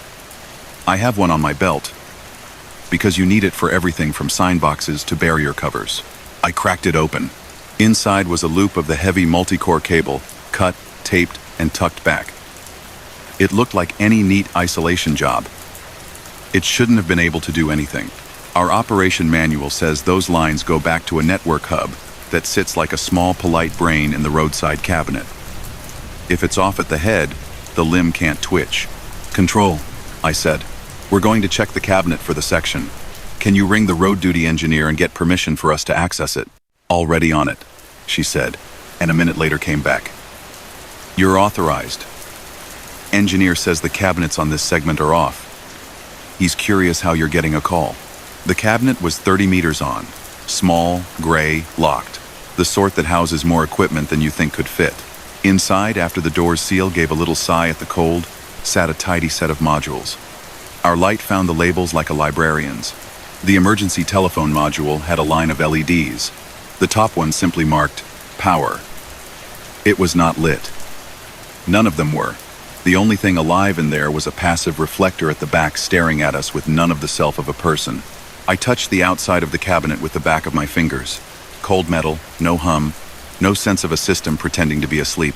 Still active, Control said softly, in my ear only. Same sound, no change. We closed the cabinet like closing a door on a sleeping child so their room wouldn't squeak. We walked the line of the barrier backwards toward the last arrow sign. On the hard shoulder, in the white dust that accumulates where tires never touch, there were 2 shoe prints side by side. Not like someone walking, more like someone had stood there and turned slightly. Adult-sized. The edges were sharp enough to have been made in the last few hours. No tread I recognized straight off. Just a generic sneaker pattern. They pointed toward the base plate and then stopped. There were no leading prints. If you've ever tried to track anyone on a motorway shoulder, it's thankless. The hardpack keeps your secrets. But even so, the way those 2 prints sat alone, unintimidated by any before or after, did a little catch in my chest. The audio in my ear shifted then. It didn't get louder. A texture changed. There was the unmistakable clack of a car indicator relay. That patient tick-tick most cars make when someone's hazard lights are on. I heard it faintly under the never-there traffic. I looked at our car. Our hazards were on. In our real air, we could hear our own relay, but the tick in my ear was slightly out of step, a beat behind. I walked a few paces away from our vehicle again to give myself a chance to believe it was just a bleed of the reel into my head. The out-of-step tick stayed in my ear. Control, I said. Are you hearing a clicking on the line? Like an indicator. Affirmative, she said. We time-stamped it at 17 seconds ago. It's present for 5 seconds, then gone. There was also a door close 4 minutes before you arrived. It registered on the recording as a hollow thud with a metallic ring. We assumed it might have been you shutting your car. We were still a kilometer out 4 minutes before we arrived, I said. Noted, she said in the tone that means, I'm making a box for that. And I don't know what goes in it yet. We're highway cops. The way we restore logic to weirdness is by involving more logic. We got the Road Authority night crew up on our channel. They had their own vehicles parked a kilometer north, waiting for a crane. They hadn't been near the phone. They hadn't heard anything. They confirmed the lane closure was holding at the last exit. We had our second unit run a rolling block past the section to make absolutely sure no one was trying to thread themselves through our closed bit for fun. No one was. We widened the search to the ditch. It was dry but full of the usual. Old plastic, a cue ball from someone's lost set, a ribbon of blue strap that had once held a pallet load of something. Marta's beam caught a pale shape half buried near the base of the original phone's post. It was smooth on one side, textured on the other. She dug with gloved fingers and lifted it. It was the lower half of an old handset's cradle, the bit that once would have held the phone's belly. It was cracked. Clean on the crack in that way, plastic, is when it's been broken a long time. She turned it over and we both froze for a moment, because underneath, someone had written a date in black marker, 2009. It meant nothing, except that the world was older than that piece, and that the piece didn't belong to tonight. Could be left over from the removal, Marta said. We took in how neat the removal had been elsewhere, and both agreed without saying it that the workers we know don't leave debris like this. But it's a motorway. It collects orphans. 241. Control said then. We have a second 110 from a roadside telephone 20 kilometers north. Same carriageway, same type of call. No voice, ambient road. The call started within 10 seconds of the first call beginning. That second phone, according to our list, is also removed for works. I looked down the black scratch of road and then at Marta. She did the face you do when you've got 2 hands and 3 boiling pots. We can't split, she said. And she was right. The other unit had to take the second. We'll hold here, I told Control. Let 243 take 227.8. While we stood, I took our lapel mic and keyed so Control could hear our air and we could hear theirs. A bad loop that makes for confusion. I did it for a different reason.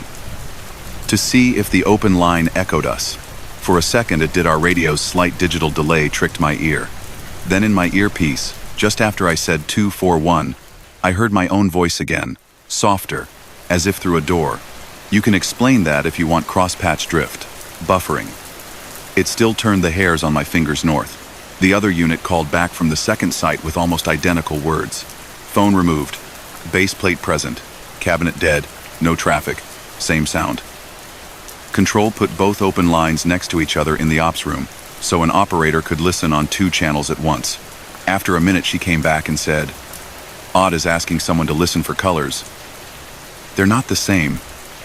They're both road. They're both empty of voice. But they're not the same empty. We stayed for an hour while the calls held. They didn't drop. The whoosh under it never rose or fell enough to suggest a lorry passing. And yet every now and then a little rhythm arrived like tires running over joints in a bridge deck. The bridge at 205 does that. But we were not near 205. At 37, Control said.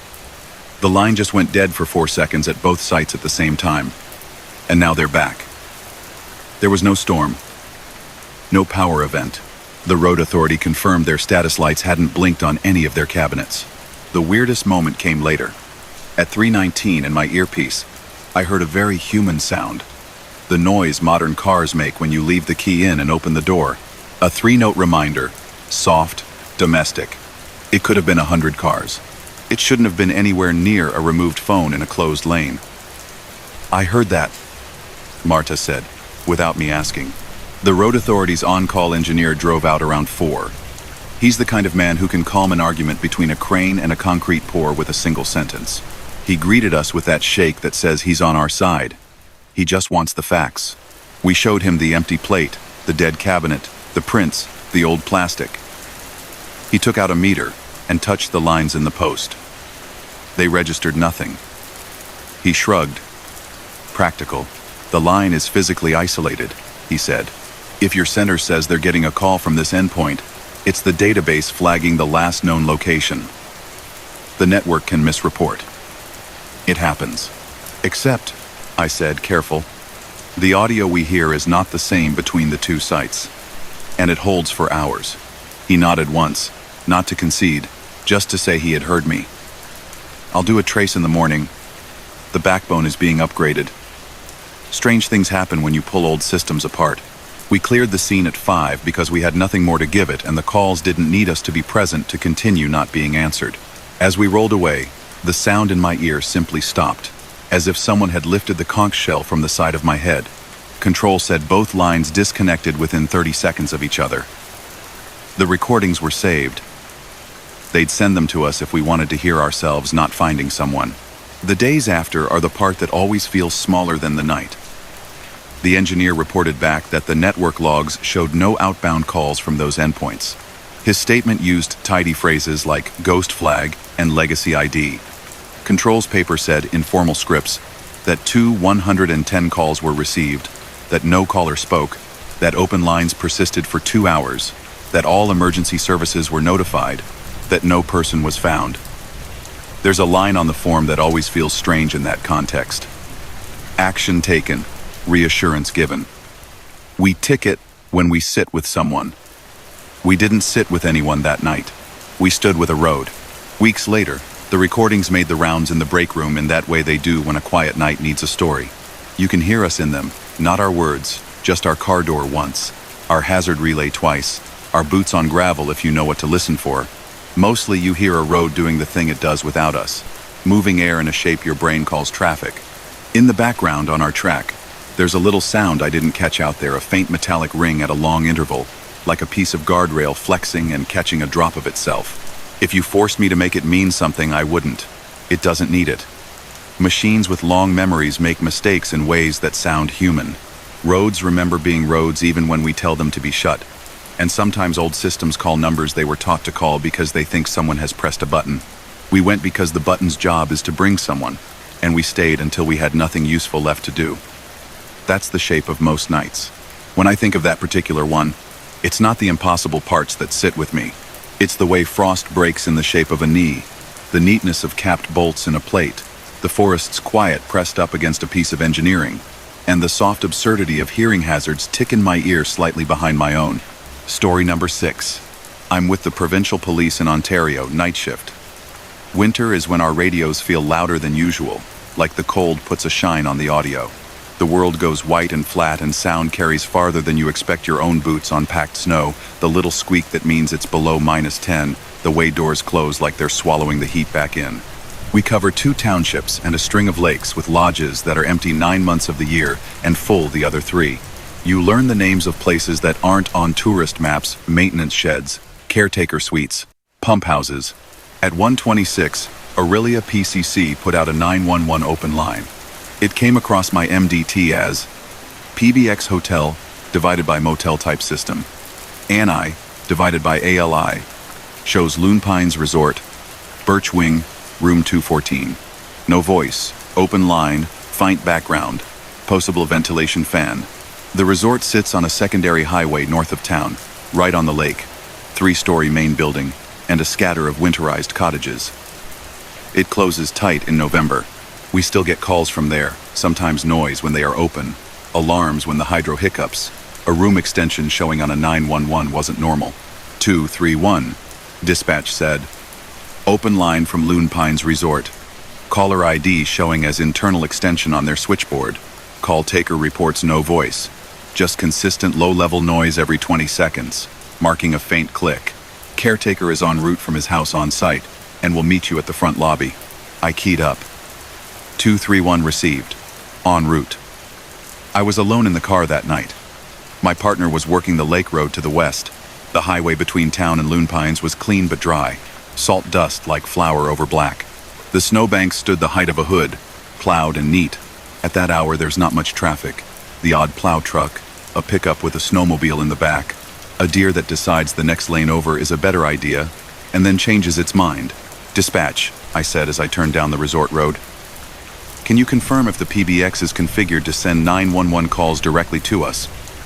Sometimes the hotels have weird dial-out. Affirmative, she said, fast fingers over keys in the background. Their system sends emergency to 911 with location information. Their last call from the switch was in July. It showed the front desk extension. Tonight it's showing Birchwing 214. Line has remained open 7 minutes. No speech. Our call taker hears a soft bump every 20 seconds. Could be the building settling. Caretaker's name is Gary. He's outside waiting. The resort sat like a postcard stamped shut. The sign was lit because the sign's on its own breaker, but the main building was dark except the little glow over the front entrance. My headlights painted the entry canopy beams orange, and the snow threw light back at me like it was a second set of lamps.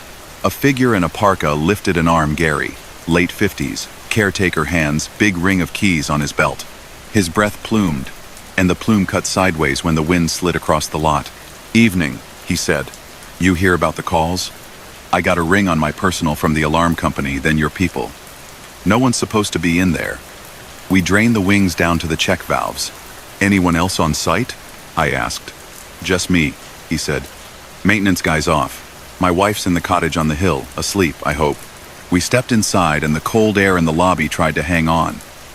The heat was set low, 12 degrees to keep the pipes honest. The lobby smelled like cedar cleaner and closed-up carpet, a chlorine ghost from the pool area that never really leaves. The front desk wore its off-season face brochures in a neat stack, bell with a note that said, "Closed for winter, see caretaker," in polite type. Birchwing is this way, Gary said, holding his keys like a prayer. I turned on the hallway lights when I came down. If there's a leak, we'll smell it. The Birchwing had 3 floors, 20 rooms a floor, standard modern resort room numbers and tasteful framed prints of the lake in summer. When we pushed through the fire door into the ground-level hall, the motion lights came on a half-second after I wanted them to, and in that sliver I heard the building listening to us. The hall carpet was a pattern of squares only visible when lit. The baseboards gave that faint, dusty heat smell old heaters do. My earpiece carried the open line patch now. The background was what dispatch had described. A low bed of air, and then a soft tick, 20 seconds apart. The tick wasn't electronic like a tone. It sounded physical, almost like the lightest knock on a piece of wood with a fingernail. Gary led us up to the second floor. Room 214 sat halfway down, door closed, no light under it. There was a hole where the card reader would be in season. Winterized, they put in deadbolts. He keyed us in. The room was stripped to its bones, the kind of empty that's cleaner than occupied. Mattress upright against the wall so the springs don't sag. Drapes tied up with blue painter's tape. TV gone. Minibar. A neat rectangle of dust where it had been. The nightstand where a phone would usually sit was bare. Circle of wood slightly lighter where the base had lived. Phones are removed for winter, Gary said, almost apologizing. We boxed them in store. Easier than dealing with condensation. We also unplugged the jacks. I checked the wall plate. It was still there. 2-port. 1 voice, 1 data, both empty. Above the desk, a piece of paper with housekeeping notes had been left accidentally. 214. Blind rod loose, replace in spring. In a handwriting that didn't belong to Gary. I stood in the doorway to let the room speak at me for a second. The sound in my earpiece didn't change. The tick came, and I realized it had advanced a fraction. 19 seconds now, not 20. Could be my counting. Could be nothing. Dispatch, I said low. We're inside room 214. No phone present. It's winterized. Can you confirm the ALI shows this exact extension location, not just wing and floor? A pause, keys in my ear. Affirm, she said. The PBX is providing extension 214. Our system shows that string. It's not just Birchwing. The mapping file they gave us last year associates that extension with this room. The open line has not changed. Is there a courtesy phone in the hall? I asked Gary. Each wing has one by the vending, he said, pulled for winter like the rest. He led us to the alcove. The vending machine was unplugged, but full of trapped light, reflecting off aluminum. The wall where a wall-mounted phone would sit held 2 screws and a cleaner square on the paint. I put my ear near the wall because that's a thing that seems ridiculous until it isn't. It was like listening to cold, which is to say I felt my own blood more than I heard anything else. "PBX room?" I asked. He took us through a service door to a short corridor and a room that was colder than the hall and warmer than outside. The resort still had an old Nortel in there, beige plastic with a front panel that proudly announced itself as Canadian. The cards sat like books on a shelf. The UPS that should have been powering it was off. Breaker popped and flagged with a little winter tag. A paper log taped to the door frame showed the last time the system had been turned off. November 2. Gary pointed at it like he wanted to give us something to hold on to. "No power to this wing's PBX since the 2nd, he said. "We cut it and drained the lines. The main desk has a separate system. I can turn this on if you want me to, but that seems wrong." I touched the UPS with the back of my hand. It gave back no hum, no warmth. The little status lights were black as sleep. Above the rack, old cable fanouts ran into a punch block, labeled with Sharpie in tiny, neat letters. 201, 202, 203, 214. The pair for 214 was still punched down like the others. A few rooms had a piece of blue tape over their numbers. Renovation. 214 didn't. "Dispatch," I said. "We are in the PBX room. Power is off to the wing. The lines are still physically in place but unpowered." "Open line still up?" "Still up," she said softly, like she'd lowered her voice without thinking. "At 18 minutes now. Tick every 20 seconds correction. 19. It's creeping." Our call taker thought she heard a breath through the line at 0131. One exhale. No voice.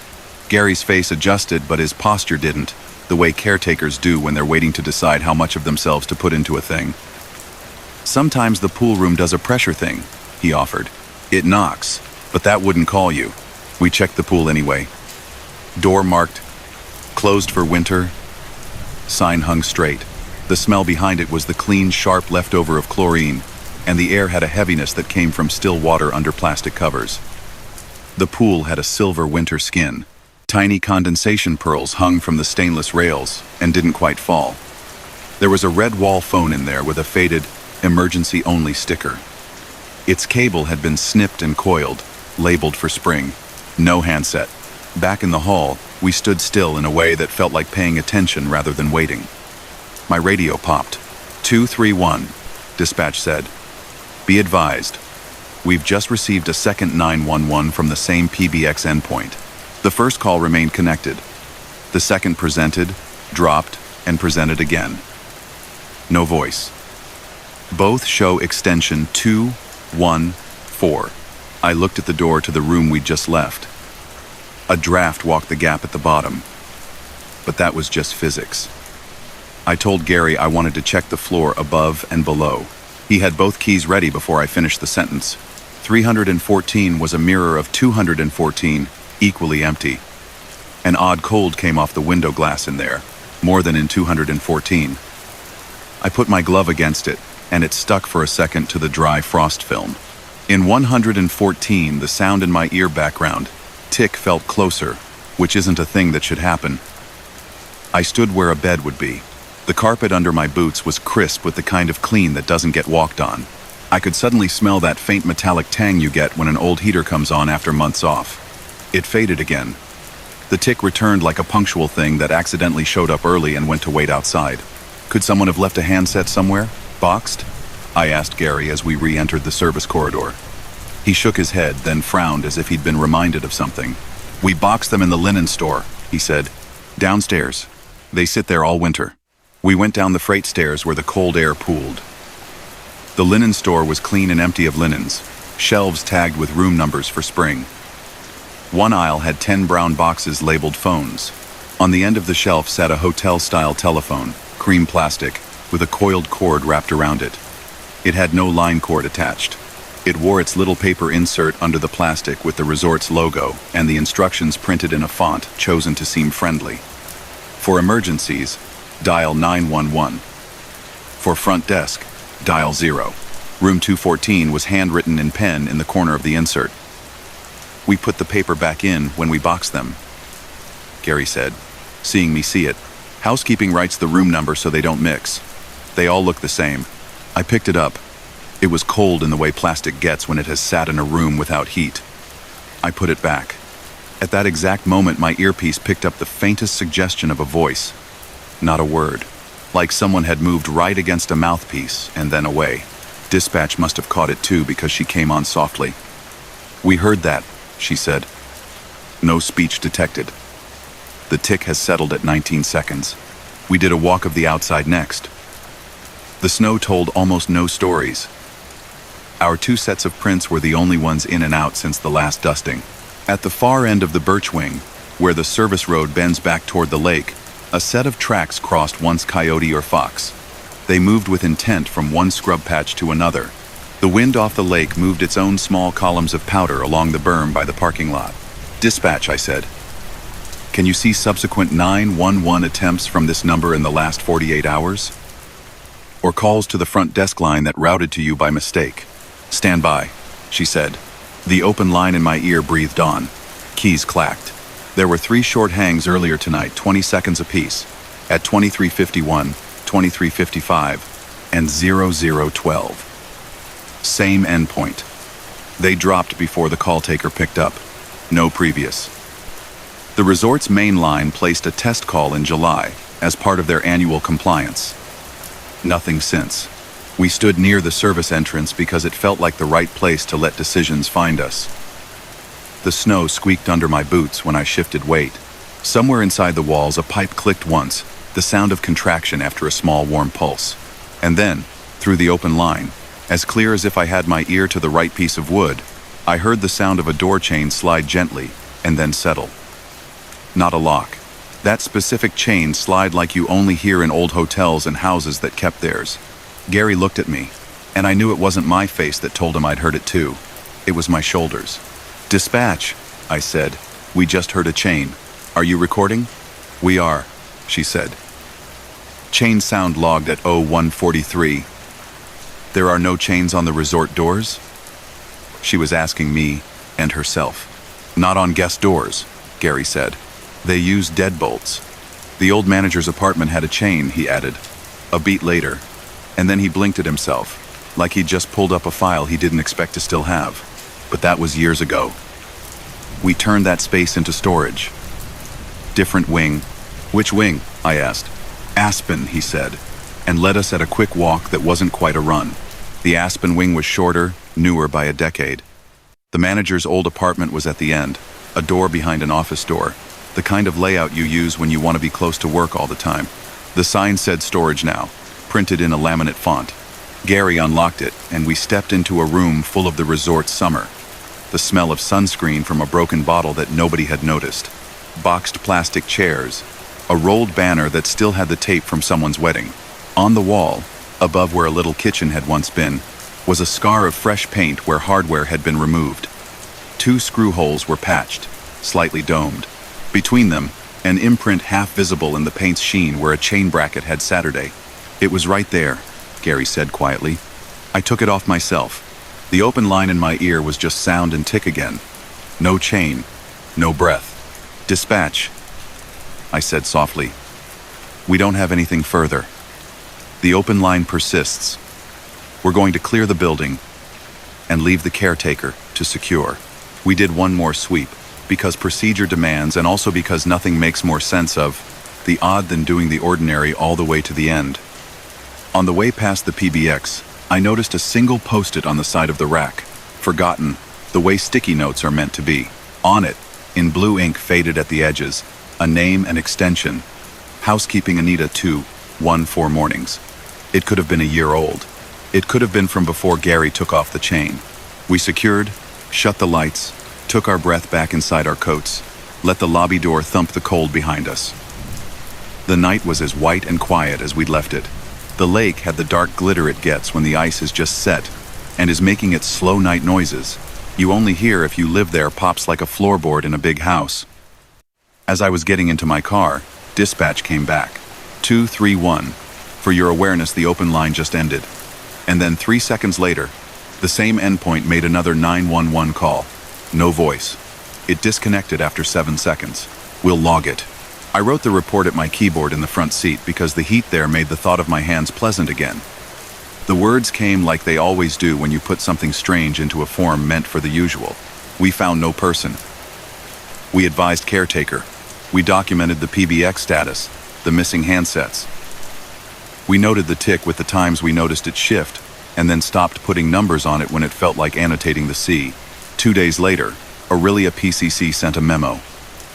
The resort's switch vendor had responded. They had no record of calls leaving the PBX at those times. Their logs showed the system shut down since November. The main desk switch had not attempted any outgoing calls either. The vendor was kind in their wording, but their conclusion was that the ALI information we saw must have been a misreport from the network. PCC added a note about ghost calls from hotels and PBX quirks, a known thing in this line of work that happens often enough at 3 in the morning to have a category. A week after, on a different night, we got another 911 open line from the resort. This time it showed Aspen Wing, office. Gary was already awake when we arrived. He stood in the lobby with his keys in one hand and a mug in the other, and a look that said he would do this with us as many times as it took. The open line had the same background, the same tick. It ended while we were halfway up the stairs. In the storage room that used to be an apartment, the patch marks on the wall where the chain had been were fainter. Maybe a trick of the light. Maybe the way paint dries at different rates. The post-it on the PBX was gone when we looked for it. Gary said he hadn't touched it. I don't pin it to anything neat. You could tell me wires do strange things in the cold, and I'd nod. You could tell me PBX mapping tables get out of sync, and I'd nod. You could tell me a frozen lake throws sound down corridors in ways that get recorded by systems that still think they're talking to a desk that's been in a box since November, and I'd nod too. The only thing I keep from that night is the feel of that room with the mattress against the wall and the air turned in such a way that a tick at 19 seconds felt like patience, not a machine. We show up. We let ourselves be the person a call expects. Sometimes, on the long drives between a lodge and the next alarm, I can hear that soft chain slide again in my earpiece, and I still look at the door next to me as if it might be the one.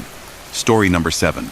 I work nights in a big city that never really gets quiet, but it pretends after 2 in the morning. My beat includes several of the old housing complexes, towers, and walkways from the 70s, plus a stretch of arterial road and a few markets that go from lively to hollow between midnight and dawn.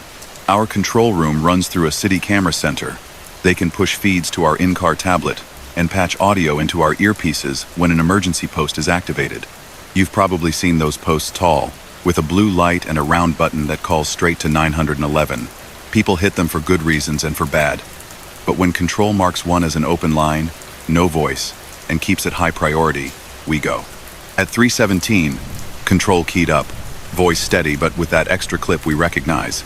Unit 12 and Unit 14, 911 activation from emergency post inside the Mirador complex. Block C, central walkway near stair 3. Open line, no caller. Background. Wind, intermittent metallic squeak every 9 seconds. Camera shows no persons.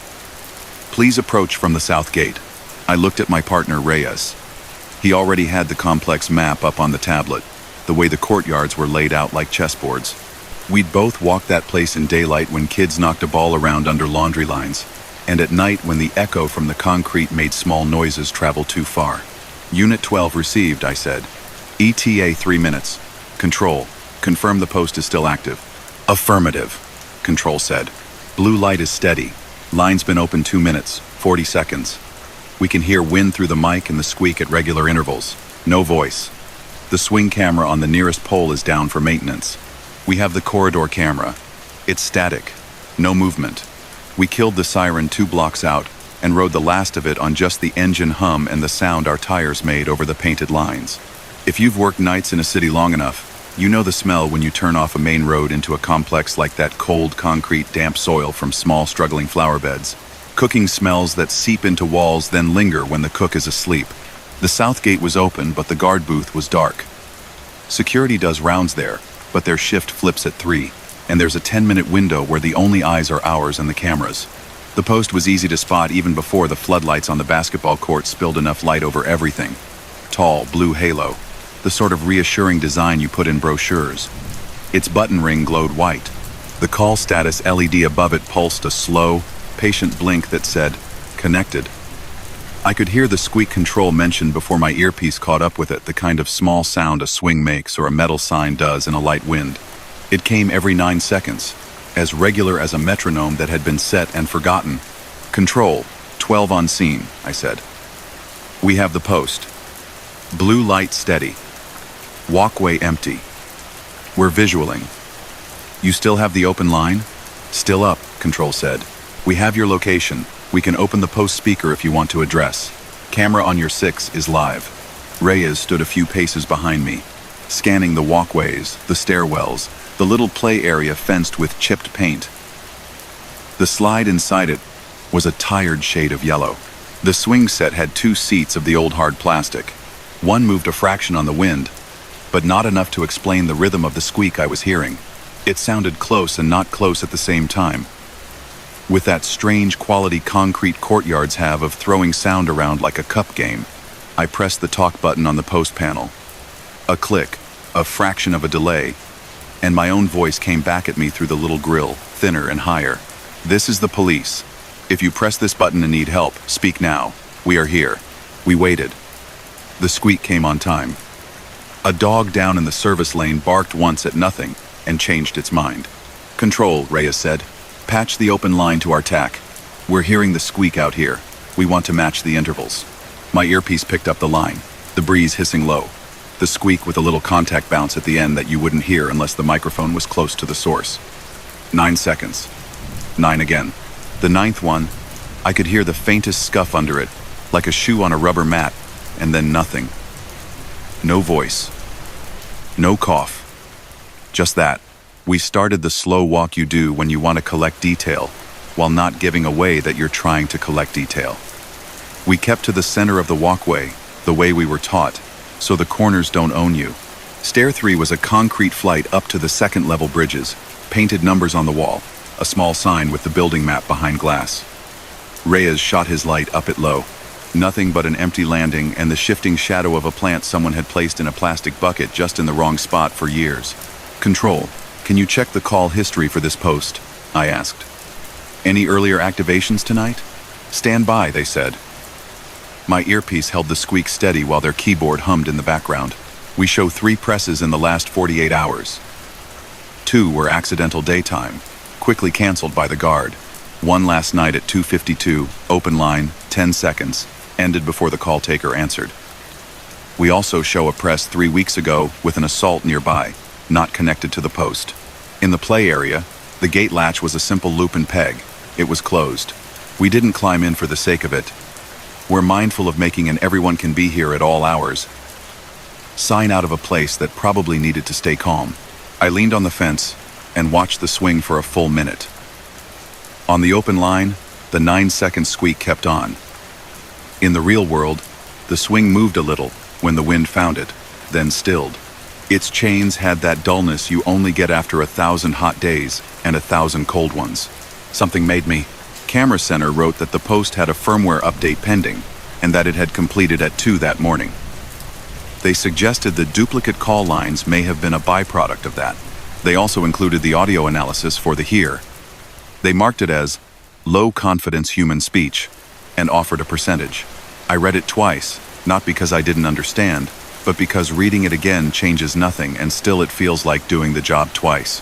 A week later, on our second of 4 nights, a different emergency post lit up in a different complex 8 kilometers away. Same time of night, same open line. This time the sound was unmistakable. The far rattle of a metal gate as if someone had shaken it once and then let it settle. We got there to a gate that looked like every other. Closed. Padlock steady. The guard greeted us with that mixture of relief and apology that I've seen 1,000 times. He hadn't touched the post. The duplicate line problem hadn't recurred. The city sent another note about firmware. That's fine. Firmware is as good a word as any, to put on a thing that touches all our worlds and touches none. If you tell me these are just machines behaving the way machines sometimes do, I'll nod. If you tell me the posts are doing exactly what we paid for them to do, call and persist. Until someone stands at their base with a hand on a button and says, "We're here," I'll nod hard. I don't need it to be more. The part that sticks is not the oddness of a squeak that doesn't line up with a swing, or a voice that might have been a breath. It's the way the courtyard felt when we said, "We're here." And the speaker gave us our words back with a small delay, like it wanted to keep them for a second in case someone else needed to hear them later. Story number 8. I'm a city cop in France, assigned nights in a central district where the streets are older than the wires that run under them. Our emergency number is 17, and our command center pushes jobs to the car by radio and tablet. After 2 in the morning, the shutters pull down, the bakeries start their first trays, and the stone holds the day's heat just long enough for your breath to look like a thought when you talk. It was midweek, late winter. The air had that washed-out cold that makes your boots knock a little on old stairways. At 311, the command center placed a high priority. 17 open line, no voice, mapped by the telephone network to a street address and then to a building's internal entry system. The notes said, "Open line appears to be from lobby entry panel, building 27 Rue de Temple Court, 3rd floor, apartment 3B. No speech. Background, faint metallic clink every 15 seconds. Line active 3 minutes. Building caretaker notified and will meet police." I acknowledged and checked in with my partner Martin. He's good on nights, careful in the places that ask for it, not dramatic when the drama would waste time. We took it steady. There's a certain quiet you don't break if you don't have to. The roads were empty, except for a delivery van doing croissants and a street sweeper leaving a ribbon of wet behind its brushes. The address was one of those 19th century courtyards. Wide door with 2 leaves, brass plates, old intercom. A passage through to a square with a tree in a tub and bicycles chained to a pipe. The caretaker was waiting under the archway. She had the body language of someone who runs everything that needs running and wants this to be simple. She gave us her name, held up her keyring like a badge. Her eyes went to the intercom panel without meaning to. The little red LED that says, "Line engaged," did not exist on this model, too old. But something about the panel looked listened to, if that makes sense. "Your control called me," she said. They said a call from this panel went to the police and stayed on. No one has pressed my buzzer. The building is quiet. "Anyone in apartment 3B tonight?" I asked. She shook her head. "Empty. Renovation started 2 weeks ago. The owners live outside the city." Control patched the open line audio into our TAC channel so we could hear what the call taker heard. It came through my earpiece as a thin bed of air. The kind a tiny microphone hears when it's not alone in a wall. Under it, every 15 seconds, something touched metal softly. Not a slam, not a scrape, a tap like a light chain moving in a draft and returning to the same spot out of habit. I've heard a lot of buildings and a lot of equipment. It didn't sound like a lift or a boiler. It sounded like a small, regular thought. "Show us to the panel," I said. The caretaker used a key on a hidden screw, and the front of the intercom swung open. Inside, an old but intact wiring loom. No burnt smell. No dislodged connector. Under the cabling, a printed list of apartments and extensions in small, tidy handwriting. A carryover from before someone had a spreadsheet for it. 3B was circled in pencil from some previous note that meant something at the time and nothing now. "Control," I said, keeping my voice even. "We are at the entry panel. No one present outside. The audio sounds like you described. We're going up." We passed through to the courtyard and took the main staircase. It was worn in a way polished stone gets worn, the dips of 150 years of people's left feet. The cage lift in the center sat at the ground floor behind its mesh gate, idle. Its accordion door had been replaced with something safer long ago, but the outer gate was still the old lattice. As we climbed, the smell changed, chilled dust and wax. Whoever mopped earlier, a faint top note of coffee from someone's kitchen behind a door. On the 3rd floor, apartment 3B sat midway down, door bare of decoration. An electrician's strip of tape across the bell, "Push without," written in black marker. The door had a second lock where a chain would have been 40 years ago. The plate was empty now, the screw holes plugged. The renovation company had left a brown card taped to the frame with a phone number and the hours they were allowed to make noise. No light under the door. "Anyone else on this landing?" I asked the caretaker. "Occupied? 3 amperes is a couple." 3C sits empty while the sale goes through. 3D has a student on a night shift. He is not home. I knocked on the neighbor's door out of courtesy. The middle of the night is still the middle of someone's life. No answer. I put an ear to 3B. If you've done this long enough, you know the difference between a room and a room with a person in it. You can hear the place being a place. The space behind 3B sounded like canvas drop cloths and drywall. The tap from the open line came in my earpiece at 15 seconds exactly. I didn't hear it through the wood. Martin looked at me and raised an eyebrow. We both heard it the same. In the ear, not in the air. We're allowed to force if we have reason to believe someone's in distress. An open line by itself at 3 in the morning is not enough without context. The caretaker had the renovation key. She looked at me to see if this was going to become a fight with the insurance company later. I nodded once. We won't force if we don't have to, I said. We'll go in and clear. If it's just a line problem, we won't even step off the paper. Inside was a worker's stage, not a home. Dust sheets where a bed might have been, sockets off the walls, a brand new box for an intercom handset on the floor. Unopened. The room had that hollow quality of a space between identities. I announced us fully, voice steady against the walls. No answer. In my ear, the little metal touch came again. 15 seconds. I tried not to fit meaning onto it. The more we force words on small things, the more they become words. It doesn't help. The kitchen was stripped, water turned off at the meter and tagged. On the counter, a coil of cable lay like a sleeping animal, the loose end taped. A single tradesman's mug with dust in the bottom sat near the window because everyone leaves a mug. A phone jack plate hung open, no line connected. The living room had a ladder, a radio with the aerial bent. Switched off at the dial. The new light switches on the wall sat over empty boxes, still the wrong way up. A worker had placed them there to see the look. Control, I said. We are inside 3B. No phone, no person, no sign of recent habitation. The open line continues? It continues, the call taker said, voice lowered as if that might make the sound on the other end decide to speak. Metallic contact every 15 seconds. No voice. We can hear a very faint rush in between, like air in a pipe. We checked the lift next. The third floor landing was still. I leaned on the gate to test if a draft would set it to touch anywhere. It gave a small sway and returned. No sound. I put my palm flat and stayed like that through one full interval of the tap in my ear and then another. Nothing in the gate. I ran my light along the top track. Dust consistent, no fresh marks of a hand or a tool. In the building's basement, we found the place where the intercom system's old master lived. The caretaker unlocked a gray door, and the smell of old concrete and older air came up. The box on the wall looked tired, but not broken. The power indicator was steady green. The cable chase from the street came in here, did its job, and ran up in a bundle as thick as a forearm to the entry panel. We opened the master box. The call line light for 3B was not lit. None of the individual lights were. On these older systems, they only come on when you call up, not when someone calls out. The call to 17 would have been from the push to our number, not to an apartment. Behind us, a pipe ticked as a boiler settled, the sound translating through the body of the building. That's a human noise, one that asks nothing. I listened past it.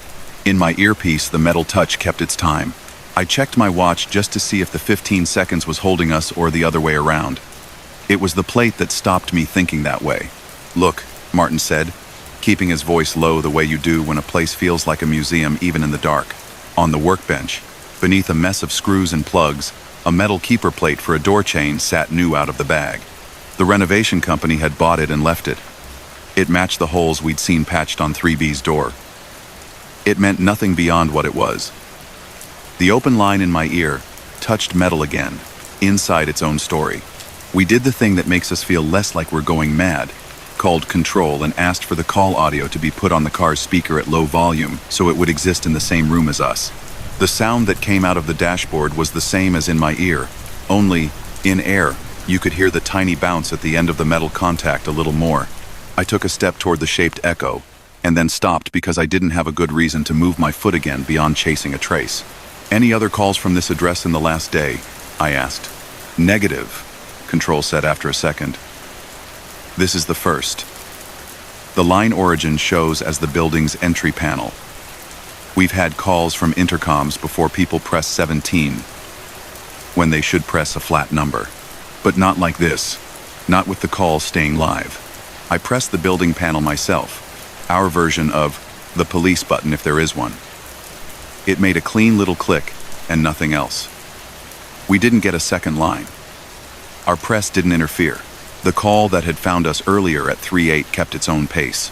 The caretaker led us to the back stairs. The walls there were narrower, the paint a little more honest. At the first floor turn, a locked door led to the caretaker's cupboard, where packs of salt, a zinc bucket, and a battered broom lived. Hanging on a nail was the discontinued handset from the old intercom, a white plastic rectangle with a coiled cord cut short. Someone had put it there because that's where things go when they don't belong anywhere else yet. It had no weight left in the cord when I picked it up. It smelled like plastic and hallway. I put it back where it had been. At 3:29, Control said quietly, we heard a breath, not a word. One exhale near the microphone of the intercom panel, marked at 3 hours 29 minutes and 17 seconds. Then the metal touch at 15 seconds again. Then quieter. We went outside to the street and let the air make its own case. The passage to the main door was warmer than outside. The door itself was heavy. When you put a hand on a city at that time of night, it gives you back something like a pulse. Across the street, a baker rolled racks. He looked at us and then at our building and then back to his racks, the way people do when they know we are dealing with a thing that has a shape they don't need. I asked Control to call the number that the intercom would present if someone called the building. They did, and nothing happened on our end except that the open line continued. We tried the unromantic answer, a misconfigured or stuck line. But the box wasn't calling us from a stored number. It had presented as a building service. The call taker wrote out the string into the log as if writing it down made it make more sense. It didn't. We lasted another 20 minutes on scene because that's what you do. We weren't going to call the fire brigade to open anything. There was no person, no smoke, no sound of distress. We weren't going to stand in the caretaker's office until the sun came up to see if nothing happened again. But we were also not going to leave at the first click. A person had asked for the police. A system had delivered us to a place that matched an apartment and a panel, and a dozen possible unromantic failures. We stand there long enough to make that sentence feel valid. At 3:51, the line ended. There was no flourish. My ear went from a small world to none. The straightforward absence landed with a bigger sound than the presence had. Control said, line disconnected. Then, after a beat, it immediately attempted again. It connected for 1 second. It disconnected. I pictured a finger touching a button once on purpose, and then stopping. But that thought only came because it helped to have a picture. We did a last walkthrough with the caretaker courtyard, garage door, the basement corridor with the old boiler that had been new when someone now old was young. The caretaker looked toward 3B's door and then away, as if not to encourage it to be interesting. We left her with our numbers and advice that if she heard the entry panel click or any voice, she was to call us directly, not the building service. The administrative part always shrinks a night like that into boxes. Open line, no voice, no person located. Checked. Likely endpoints. Advice given. We attach the audio file reference. We attach the times. We attach the note that the call sounded like metal making contact every 15 seconds. We write the word recorded because it matters that we didn't make it up. 2 days later, the command center sent a short internal memo with a polite heading, unusual call from building entry system.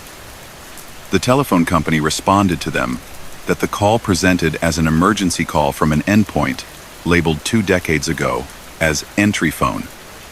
They stated that no call should route out to 17 from such an endpoint. Those panels are supposed to dial internal extensions only.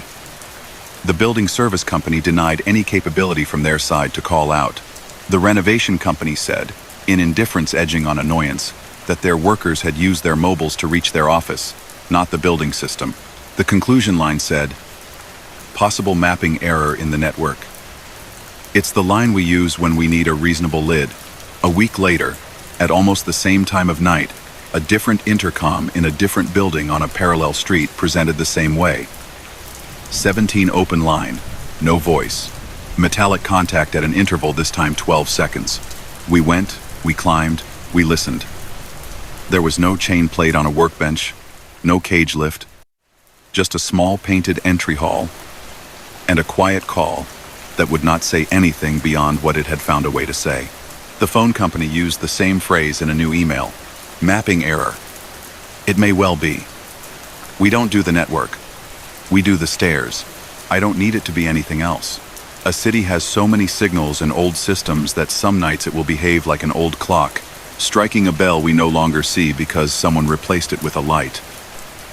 You ask me what I keep.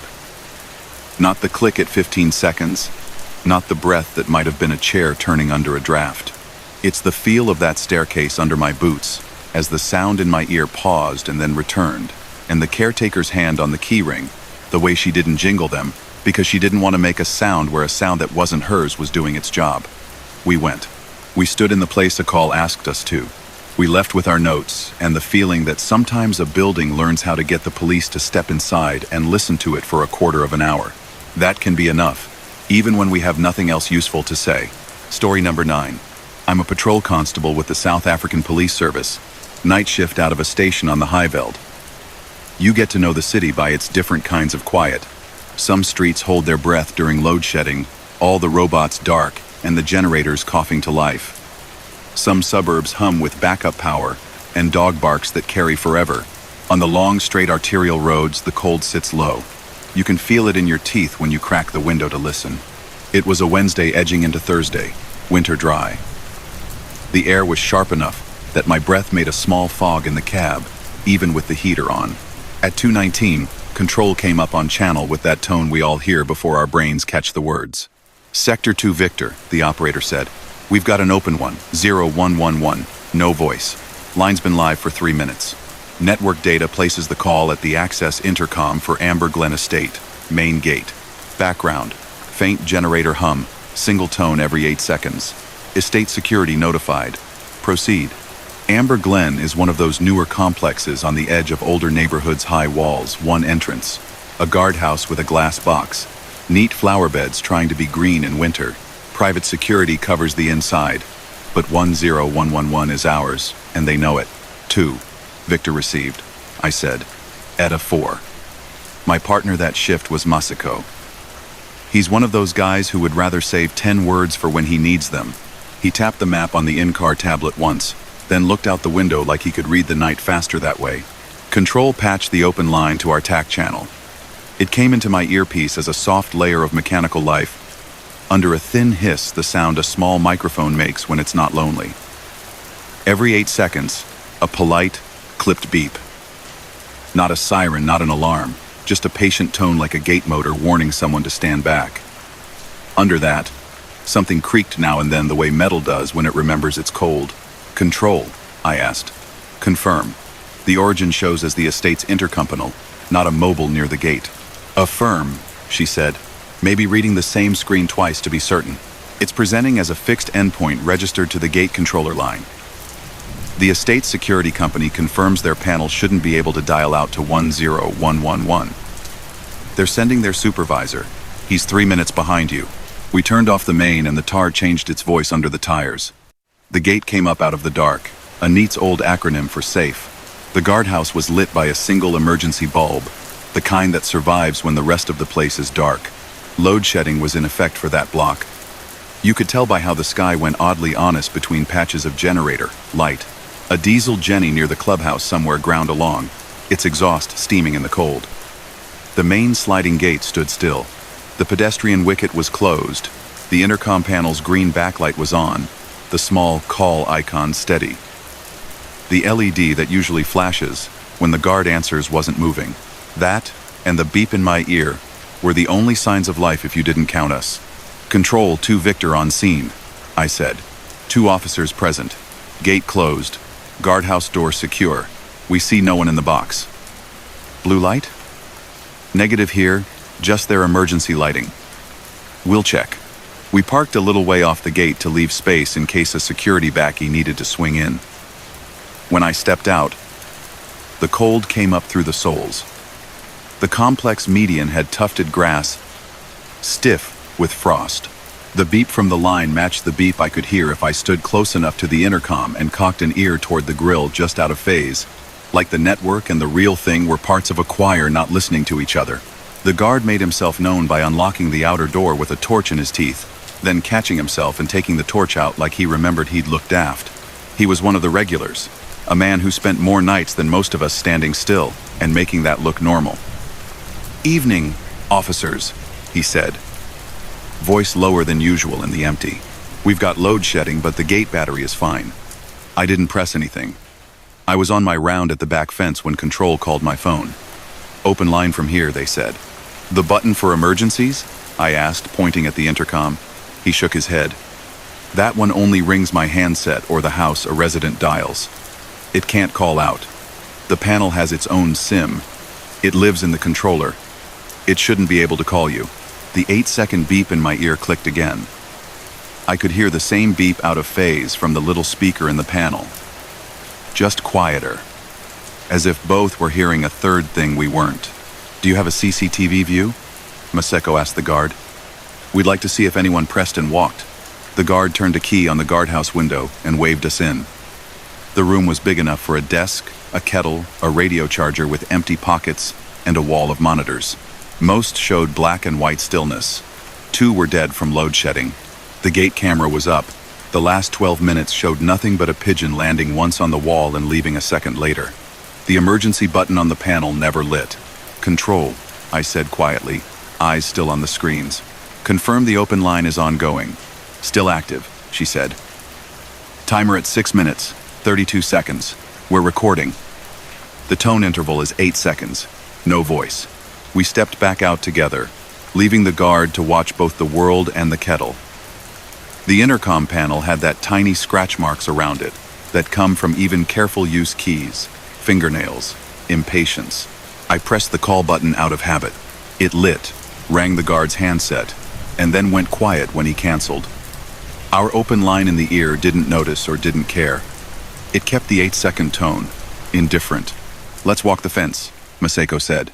We split the perimeter opposite each other, radios on our collars, so control could talk to both of us at the same time if they needed. The wall vibrated faintly from the electric fence, tick, tick, tick, that keeps jackals honest and opportunists at eye level. The estate beyond looked like 100 others. Squares of lawn, 2 sleeping cars in each driveway, a bicycle under a porch. A cat watched me from under a shrub with the eyes of a thing that expects people to be strange in the middle of the night and is prepared to be bored by it. Halfway down the wall, by the pedestrian turnstile nobody uses since they made the main gate barrier high enough, I stopped. In the dust that the wind pushes into corners, someone had written a set of numbers with a finger, 3210, then a line. There were heel marks beside it, small ones, the kind flip-flops leave in winter when a kid hasn't put socks on just to prove they don't need to. It could have been from the afternoon. It could have been from 3 weeks ago. Dust is generous like that. On the open line, the tone faltered for one interval, then caught itself 9 seconds instead of 8. And in that extra second there was the faintest shift, as if something near the microphone had been moved, and then put back.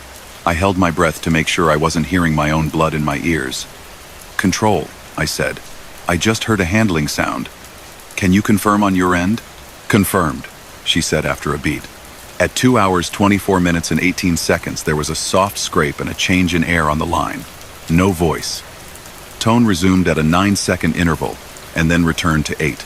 The private security supervisor rolled in then, red strobes muted low, a man with a clipboard app on his phone, and an expression that said he'd prefer a short, easy problem. He greeted us, exchanged the necessary with his guard, then looked at me like I might have an answer his system didn't. "These panels don't call you," he said. "They can call a resident or my control room. That's it." "Tonight one did," I said. "Or something that the network thinks is this one. We'll keep it simple. We're just going to walk through and make sure there's no person needing us on the inside of the gate." We brought the guard and supervisor out with us to the intercom, so all of us were in the same sound. I pressed the button that lets you speak to the panel's tiny speaker, and use the voice we all keep for the odd calls. Steady, not urgent, not a whisper.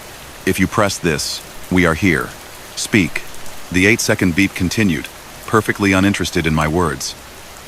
The small mic grill gave me my voice back, with a strain that made me sound like a stranger. "Control," Masako said on the shoulder mic. "How many times has this endpoint called tonight?" "No." The keyboard behind the operator's voice ticked in the background. 3 short calls at 1:50, 7, 2:05, and 2:13, each under 15 seconds. This one started at 2:19 and has persisted. We have no call-outs from this endpoint in our logs in the past year. The estate's number appears once last February, but that was from the office during a panic alarm test. We did a full check of the immediate area around the gate. The underside of the control cabinet, the cable conduit into the ground, the little access flap where a technician can pull a SIM or reset the controller. Everything was closed with simple locks, the kind that have a key everyone in the trade has. The security supervisor opened nothing because he didn't want to be responsible for a fault. I understood. "Control," I said. "We're going to walk inside the first 2 rows of houses and just make sure someone didn't press, and then go inside trying to get a signal." The guard keyed us through a pedestrian gate, and we stepped into the still warmth of an estate that had wrapped itself around its sleeping. We didn't knock on doors. There was no cause, and waking a suburb at 2 in the morning is a quick way to make yourself unpopular for a month. We listened. The distant generator, a ticking pool timer, a heater, clicking off in a lounge. The beep carried on in my ear, like a metronome in another room. When we stepped back to the gate, the tone changed again. Not the interval, but the shape of it. It picked up a little harmonic, like 2 identical tones, arriving slightly apart. "Control, it sounds doubled," I said. "Copy," she said. "We see 2 open circuits now logged in our system from the same endpoint. One 12 seconds old, one the original. That shouldn't happen. We're saving both. If the world wanted to make us feel watched without menace, it had picked a method." We stood at a gate designed to keep everything clean, listening to a tone that had decided it needed to be 2 tones for a minute. It held there, then one line let go. 8 seconds returned to 18 seconds, as happy as a gate can be. We were at the 1-hour point where you decide what staying means, whether you are solving a thing by filing it and moving on. I know when I go past the point of being useful. I looked at Masako, and he gave me that fractional nod that means, write it, leave it. Tell them to call again if it changes. I told Control we were going to clear. I told the security supervisor to call our station if anything physical shifted. We started for the van. 2, Victor, Control said, before I put the car in gear. For your awareness, at the exact moment you stepped away, the tone stopped for 2 intervals, then returned. The call remained open. We're going to keep recording until it drops. We drove slow down the service road that skirts the estate and heads back toward the old part of our sector. There's a small municipal reservoir there, a concrete saucer set a little way off the road, surrounded by a short fence and a couple of gnarled trees that have learned to wear wire. The night is bigger out there, less bounced back by walls. I could feel the heater finally doing honest work on my fingers. At 2:47, Control came up again. 2, Victor, the open line ended. 1 minute later, we received a second open 1, 0, 1, 1, 1 from the same endpoint. It connected for 8 seconds and disconnected. No voice. A faint noise like someone tapping plastic once, then nothing. The follow-ups are where the odd gets smaller. The estate's camera company pulled logs and sent a tidy PDF. It showed no button presses at the panel at those times. Their controller kept its own clock like a stubborn child. The cell network provider told our control room that the SIM inside the gate controller could not place calls to 10111. Their engineer wrote, "Not a supported feature," in 3 versions of the same sentence. He also wrote that the call records at their end showed no call leaving the panel. The control room's recording system did not take that personally. It had the audio, it had the timers, it had the 2-tone overlap for 63 seconds. 2 nights later, at almost the same time, a different complex 12 kilometers away lit us up. New guardhouse. Different security company. Open line from their entry panel. Load shedding again. Same 8-second tone. That one ended after 3 minutes. The guard swore on his mother he hadn't touched anything. His mother would have laughed at him if she'd heard. The city likes its patterns. If you ask me whether I think a gate pressed our emergency line on purpose, I'll say no. Machines do their jobs. Networks make mistakes when the dark and a dozen battery backups argue for a few hours at a time. If you ask me what I keep from that night, it's smaller. It's the way the frost held the shape of a child's heel for longer than it should on a sheltered patch of dust by the fence. It's the intercom light, making the metal look warm when it wasn't. It's the exact, unbothered 8-second tone keeping time beside us while we stood at a place designed to be tidy and told whoever or whatever had pushed the world to our number that we were here. We wrote it up plain. Open line to 10111, no voice. Source listed as fixed endpoint at gate. Background tone at 8-second interval. Load. Shedding active. No person found. Advice given. Security notified. The form ate it and made it sit beside noise complaints and vehicle accidents and all the other reasons people call. I don't need it to be more. Some nights the job is a metronome and standing where someone imagined you would stand when they needed to press a button. If they pressed it, or if a system pressed it for them, we were there. That's not nothing. Story number 10. I'm a patrol officer posted on the West Coast, a few hours out from the bigger cities. Winter teaches you the sound of your own car-studded tires hissing on wet rock, heater fans that never quite catch up, radios that feel louder in the cold. Our district is mountains and water stitched together with tunnels. In summer, tourists marvel. In winter, the mountains lean closer and the tunnels feel like veins. We share the air with road authorities after dark. Their crews know our call signs, and we know theirs. Because if something goes wrong at 2 a.m. inside a mountain, they don't want just a flashing arrow board. They want us too. At 1:42, operations sent a call to the top of my tablet. 112 open line, no voice, mapped to the emergency telephone system in the Yellowstad Tunnel. Kilometer marker, 3.1, from the south portal. Background described by the call taker as continuous air sound, periodic mechanical chirp every 10 seconds, faint water drip. The road authority, they were listening on our channel, added that the tunnel was closed for maintenance from midnight to 5. Both portals were physically shut with barrier gates. No crews should be inside. They had cleared at 0:30. The emergency phones in the tunnel should be offline.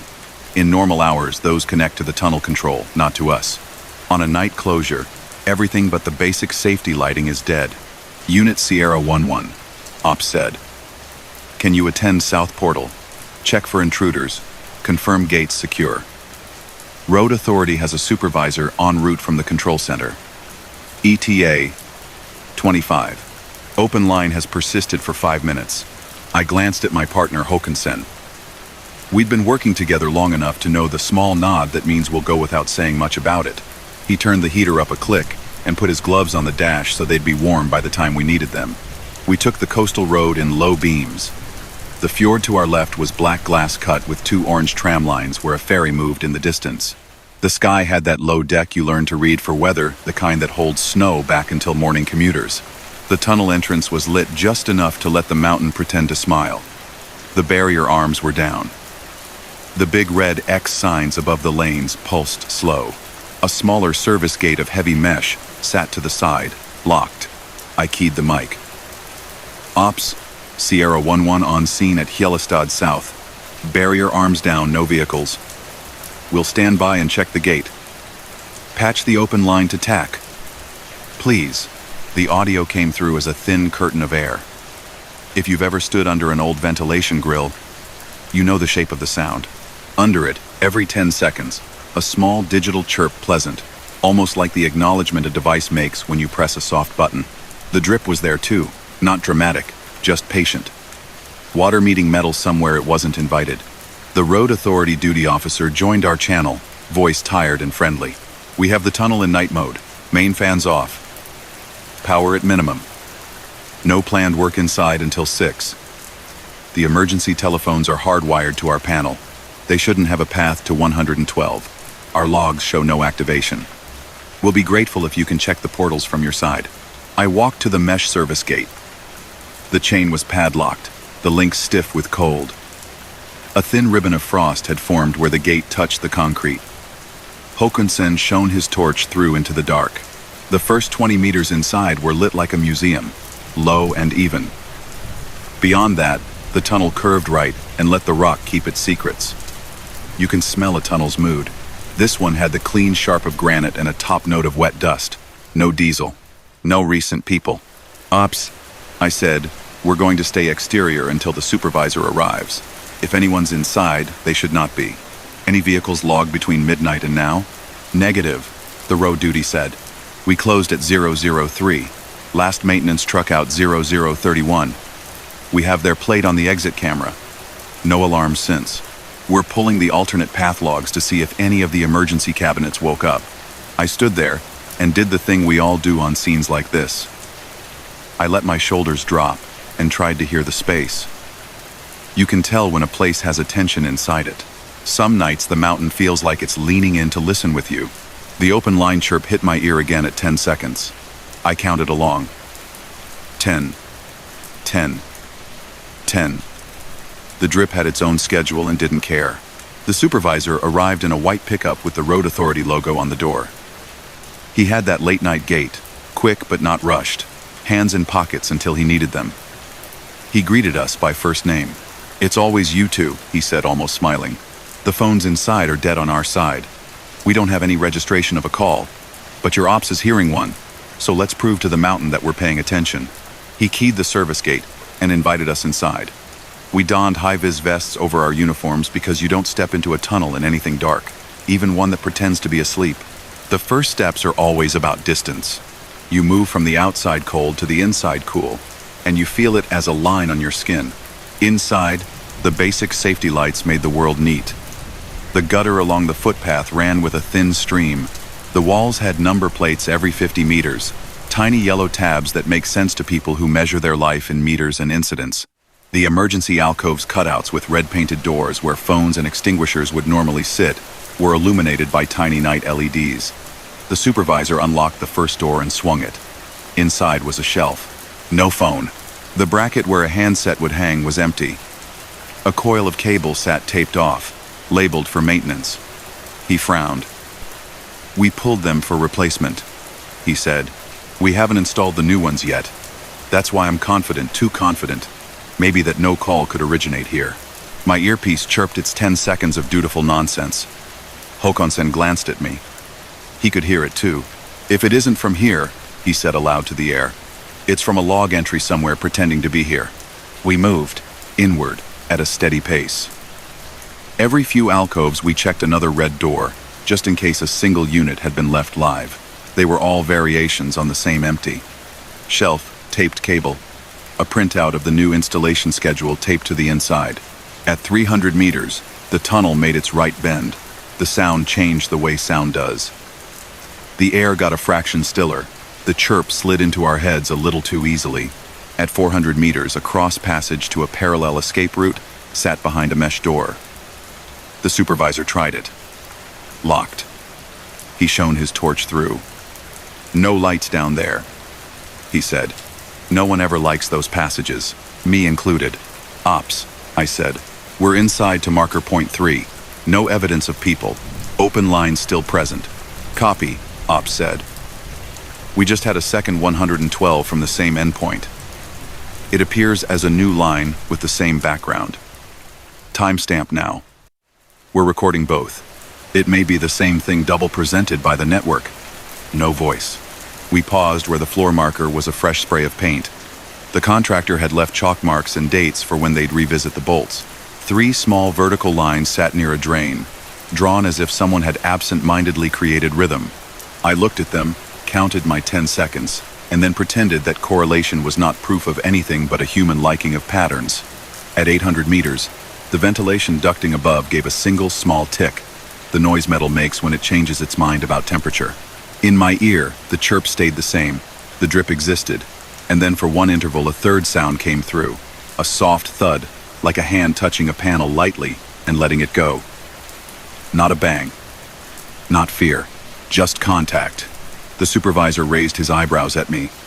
"We logged that?" he asked the air. "We did," Ops said in my ear. "Soft contact at 0153. No voice. We stopped at an emergency bay where the tunnel widened for 2 cars to pass. If you've never stood in the middle of a silent tunnel bay with your breath a little white and a drip counting itself down a wall somewhere you can't see, it's hard to explain why your chest feels like it does. It's not fear, it's awareness. "Let's go to 1 kilometer, the supervisor said. Then we turn around so we're not in here when someone calls to ask why we're open. We moved past a maintenance vehicle parked in a side pocket with its nose toward the wall. The keys were not in it. Its roof beacon had a cover over it like a sleeping cat. Someone had left a pair of gloves on the dashboard, palms up, the way people do when they're sure they are coming back soon. The registration matched the log we'd had at 0:30. It should be there. It felt like it shouldn't. We reached a point where the gentle curve let us see the glow from the north portal far ahead. It was smaller than you want the outside to be. On my earpiece, the chirp stumbled once into 11 seconds, and then returned to 10, as if embarrassed. I looked back the way we'd come. Our footprints were tidy in the damp dust. There were none ahead of ours. At 1:58, Ops came back with something that moved the little bones in my ear. "Sierra 11. We just received a brief voice on the open line. It was 1 syllable. Might have been a breath. Might have been the start of hey or here. It was cut off. Time marked." We all stood still because sometimes standing still is what you owe a sound. The supervisor slowly swept his torch in a slow arc across the walls and ceiling. The light picked up mineral seams and old drill marks that look like stars when you're tired. A small moth had found its way in and circled the beam once. It made more sense to me, just then, than people do. We turned back. In tunnels, the way back feels shorter. Our chirp kept time, as if it wanted to be a metronome for how long you've been absent. The mesh door to the escape passage sighed when the temperature changed around it. The drip found a new route and clicked somewhere else. I listened harder than I needed to because I wanted the sound in my ear to become a place. It didn't. Near the south portal again, we checked the small equipment room by the gate that houses the local control. Inside, the cabinet that handles telephone lines for the emergency alcoves sat with its lights dead. The supervisor opened it anyway. Inside, everything had that dormant honesty labels, neatly tied looms, a maintenance tag with a date from last week. He touched nothing. If a call was present, he said, half to me, half to Ops. I'd expect something here, but we're offline. Unless the network is pretending. Ops came back, voice level, like they practice. We've had the network provider on the other line. They say the ID that presented to us matches the last known mapping for the Hellstad emergency system. They confirm that service is suspended. They have no record of an outbound call. We have the recording and the timing on our side. The road authority has nothing on their log.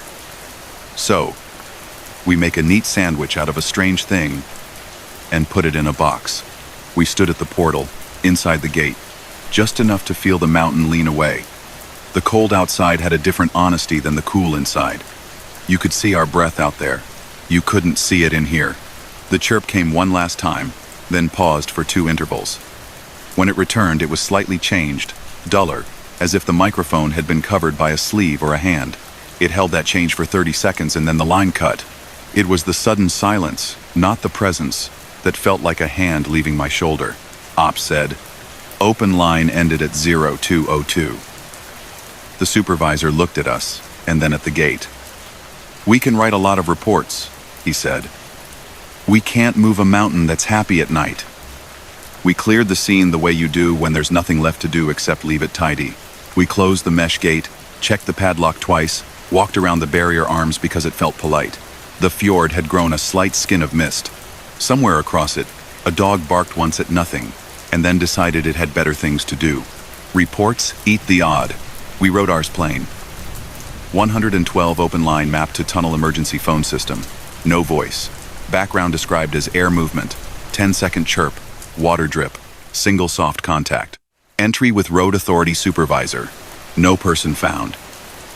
Emergency phones removed for maintenance. Cabinet de-energized. Network notified. Audio retained. 2 days later, Ops sent a summary, the kind that is polite and precise. The network provider wrote back using the phrases they are paid to know.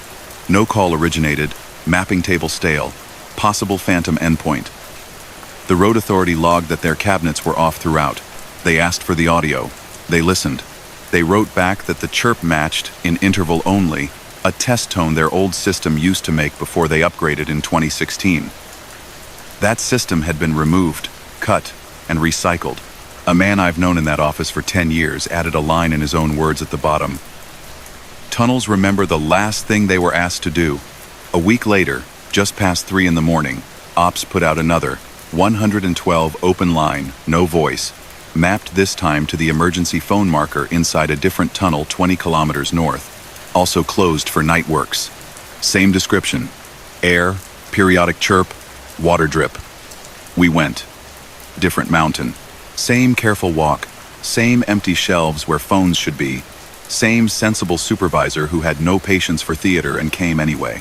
The call ended when we were halfway between portals, as if we had walked across its wire and scared it. We laughed about that in the car because laughing is better than throwing shapes over a thing that doesn't need our shape added to it. I don't make it more than that. The world is full of old systems that still know one number to dial when something presses a button that no longer exists. Networks keep a copy of a map in a cabinet that hasn't been opened since before someone repainted. A chirp every 10 seconds is not an emergency. It's not nothing either. I can still hear it if I wake too fast on a day off, and the house holds its breath waiting to see if I'm going to sit up and put my boots on. 10 seconds, then 10, then a brief slip to 11, then back. People ask if we were scared. Fear has a place. It's not the only lens. What I felt, mostly, standing inside a mountain at 1 in the morning with my breath not fogging and a drip writing dots on stone, was a kind of patience. Someone or something made a call. A system brought us. We stood where the call said we should stand. We listened to it be itself, and then we left without breaking anything. That's more of the job than people think. Not everything we answer needs us to fix it. Some nights we just have to be there so the call can end.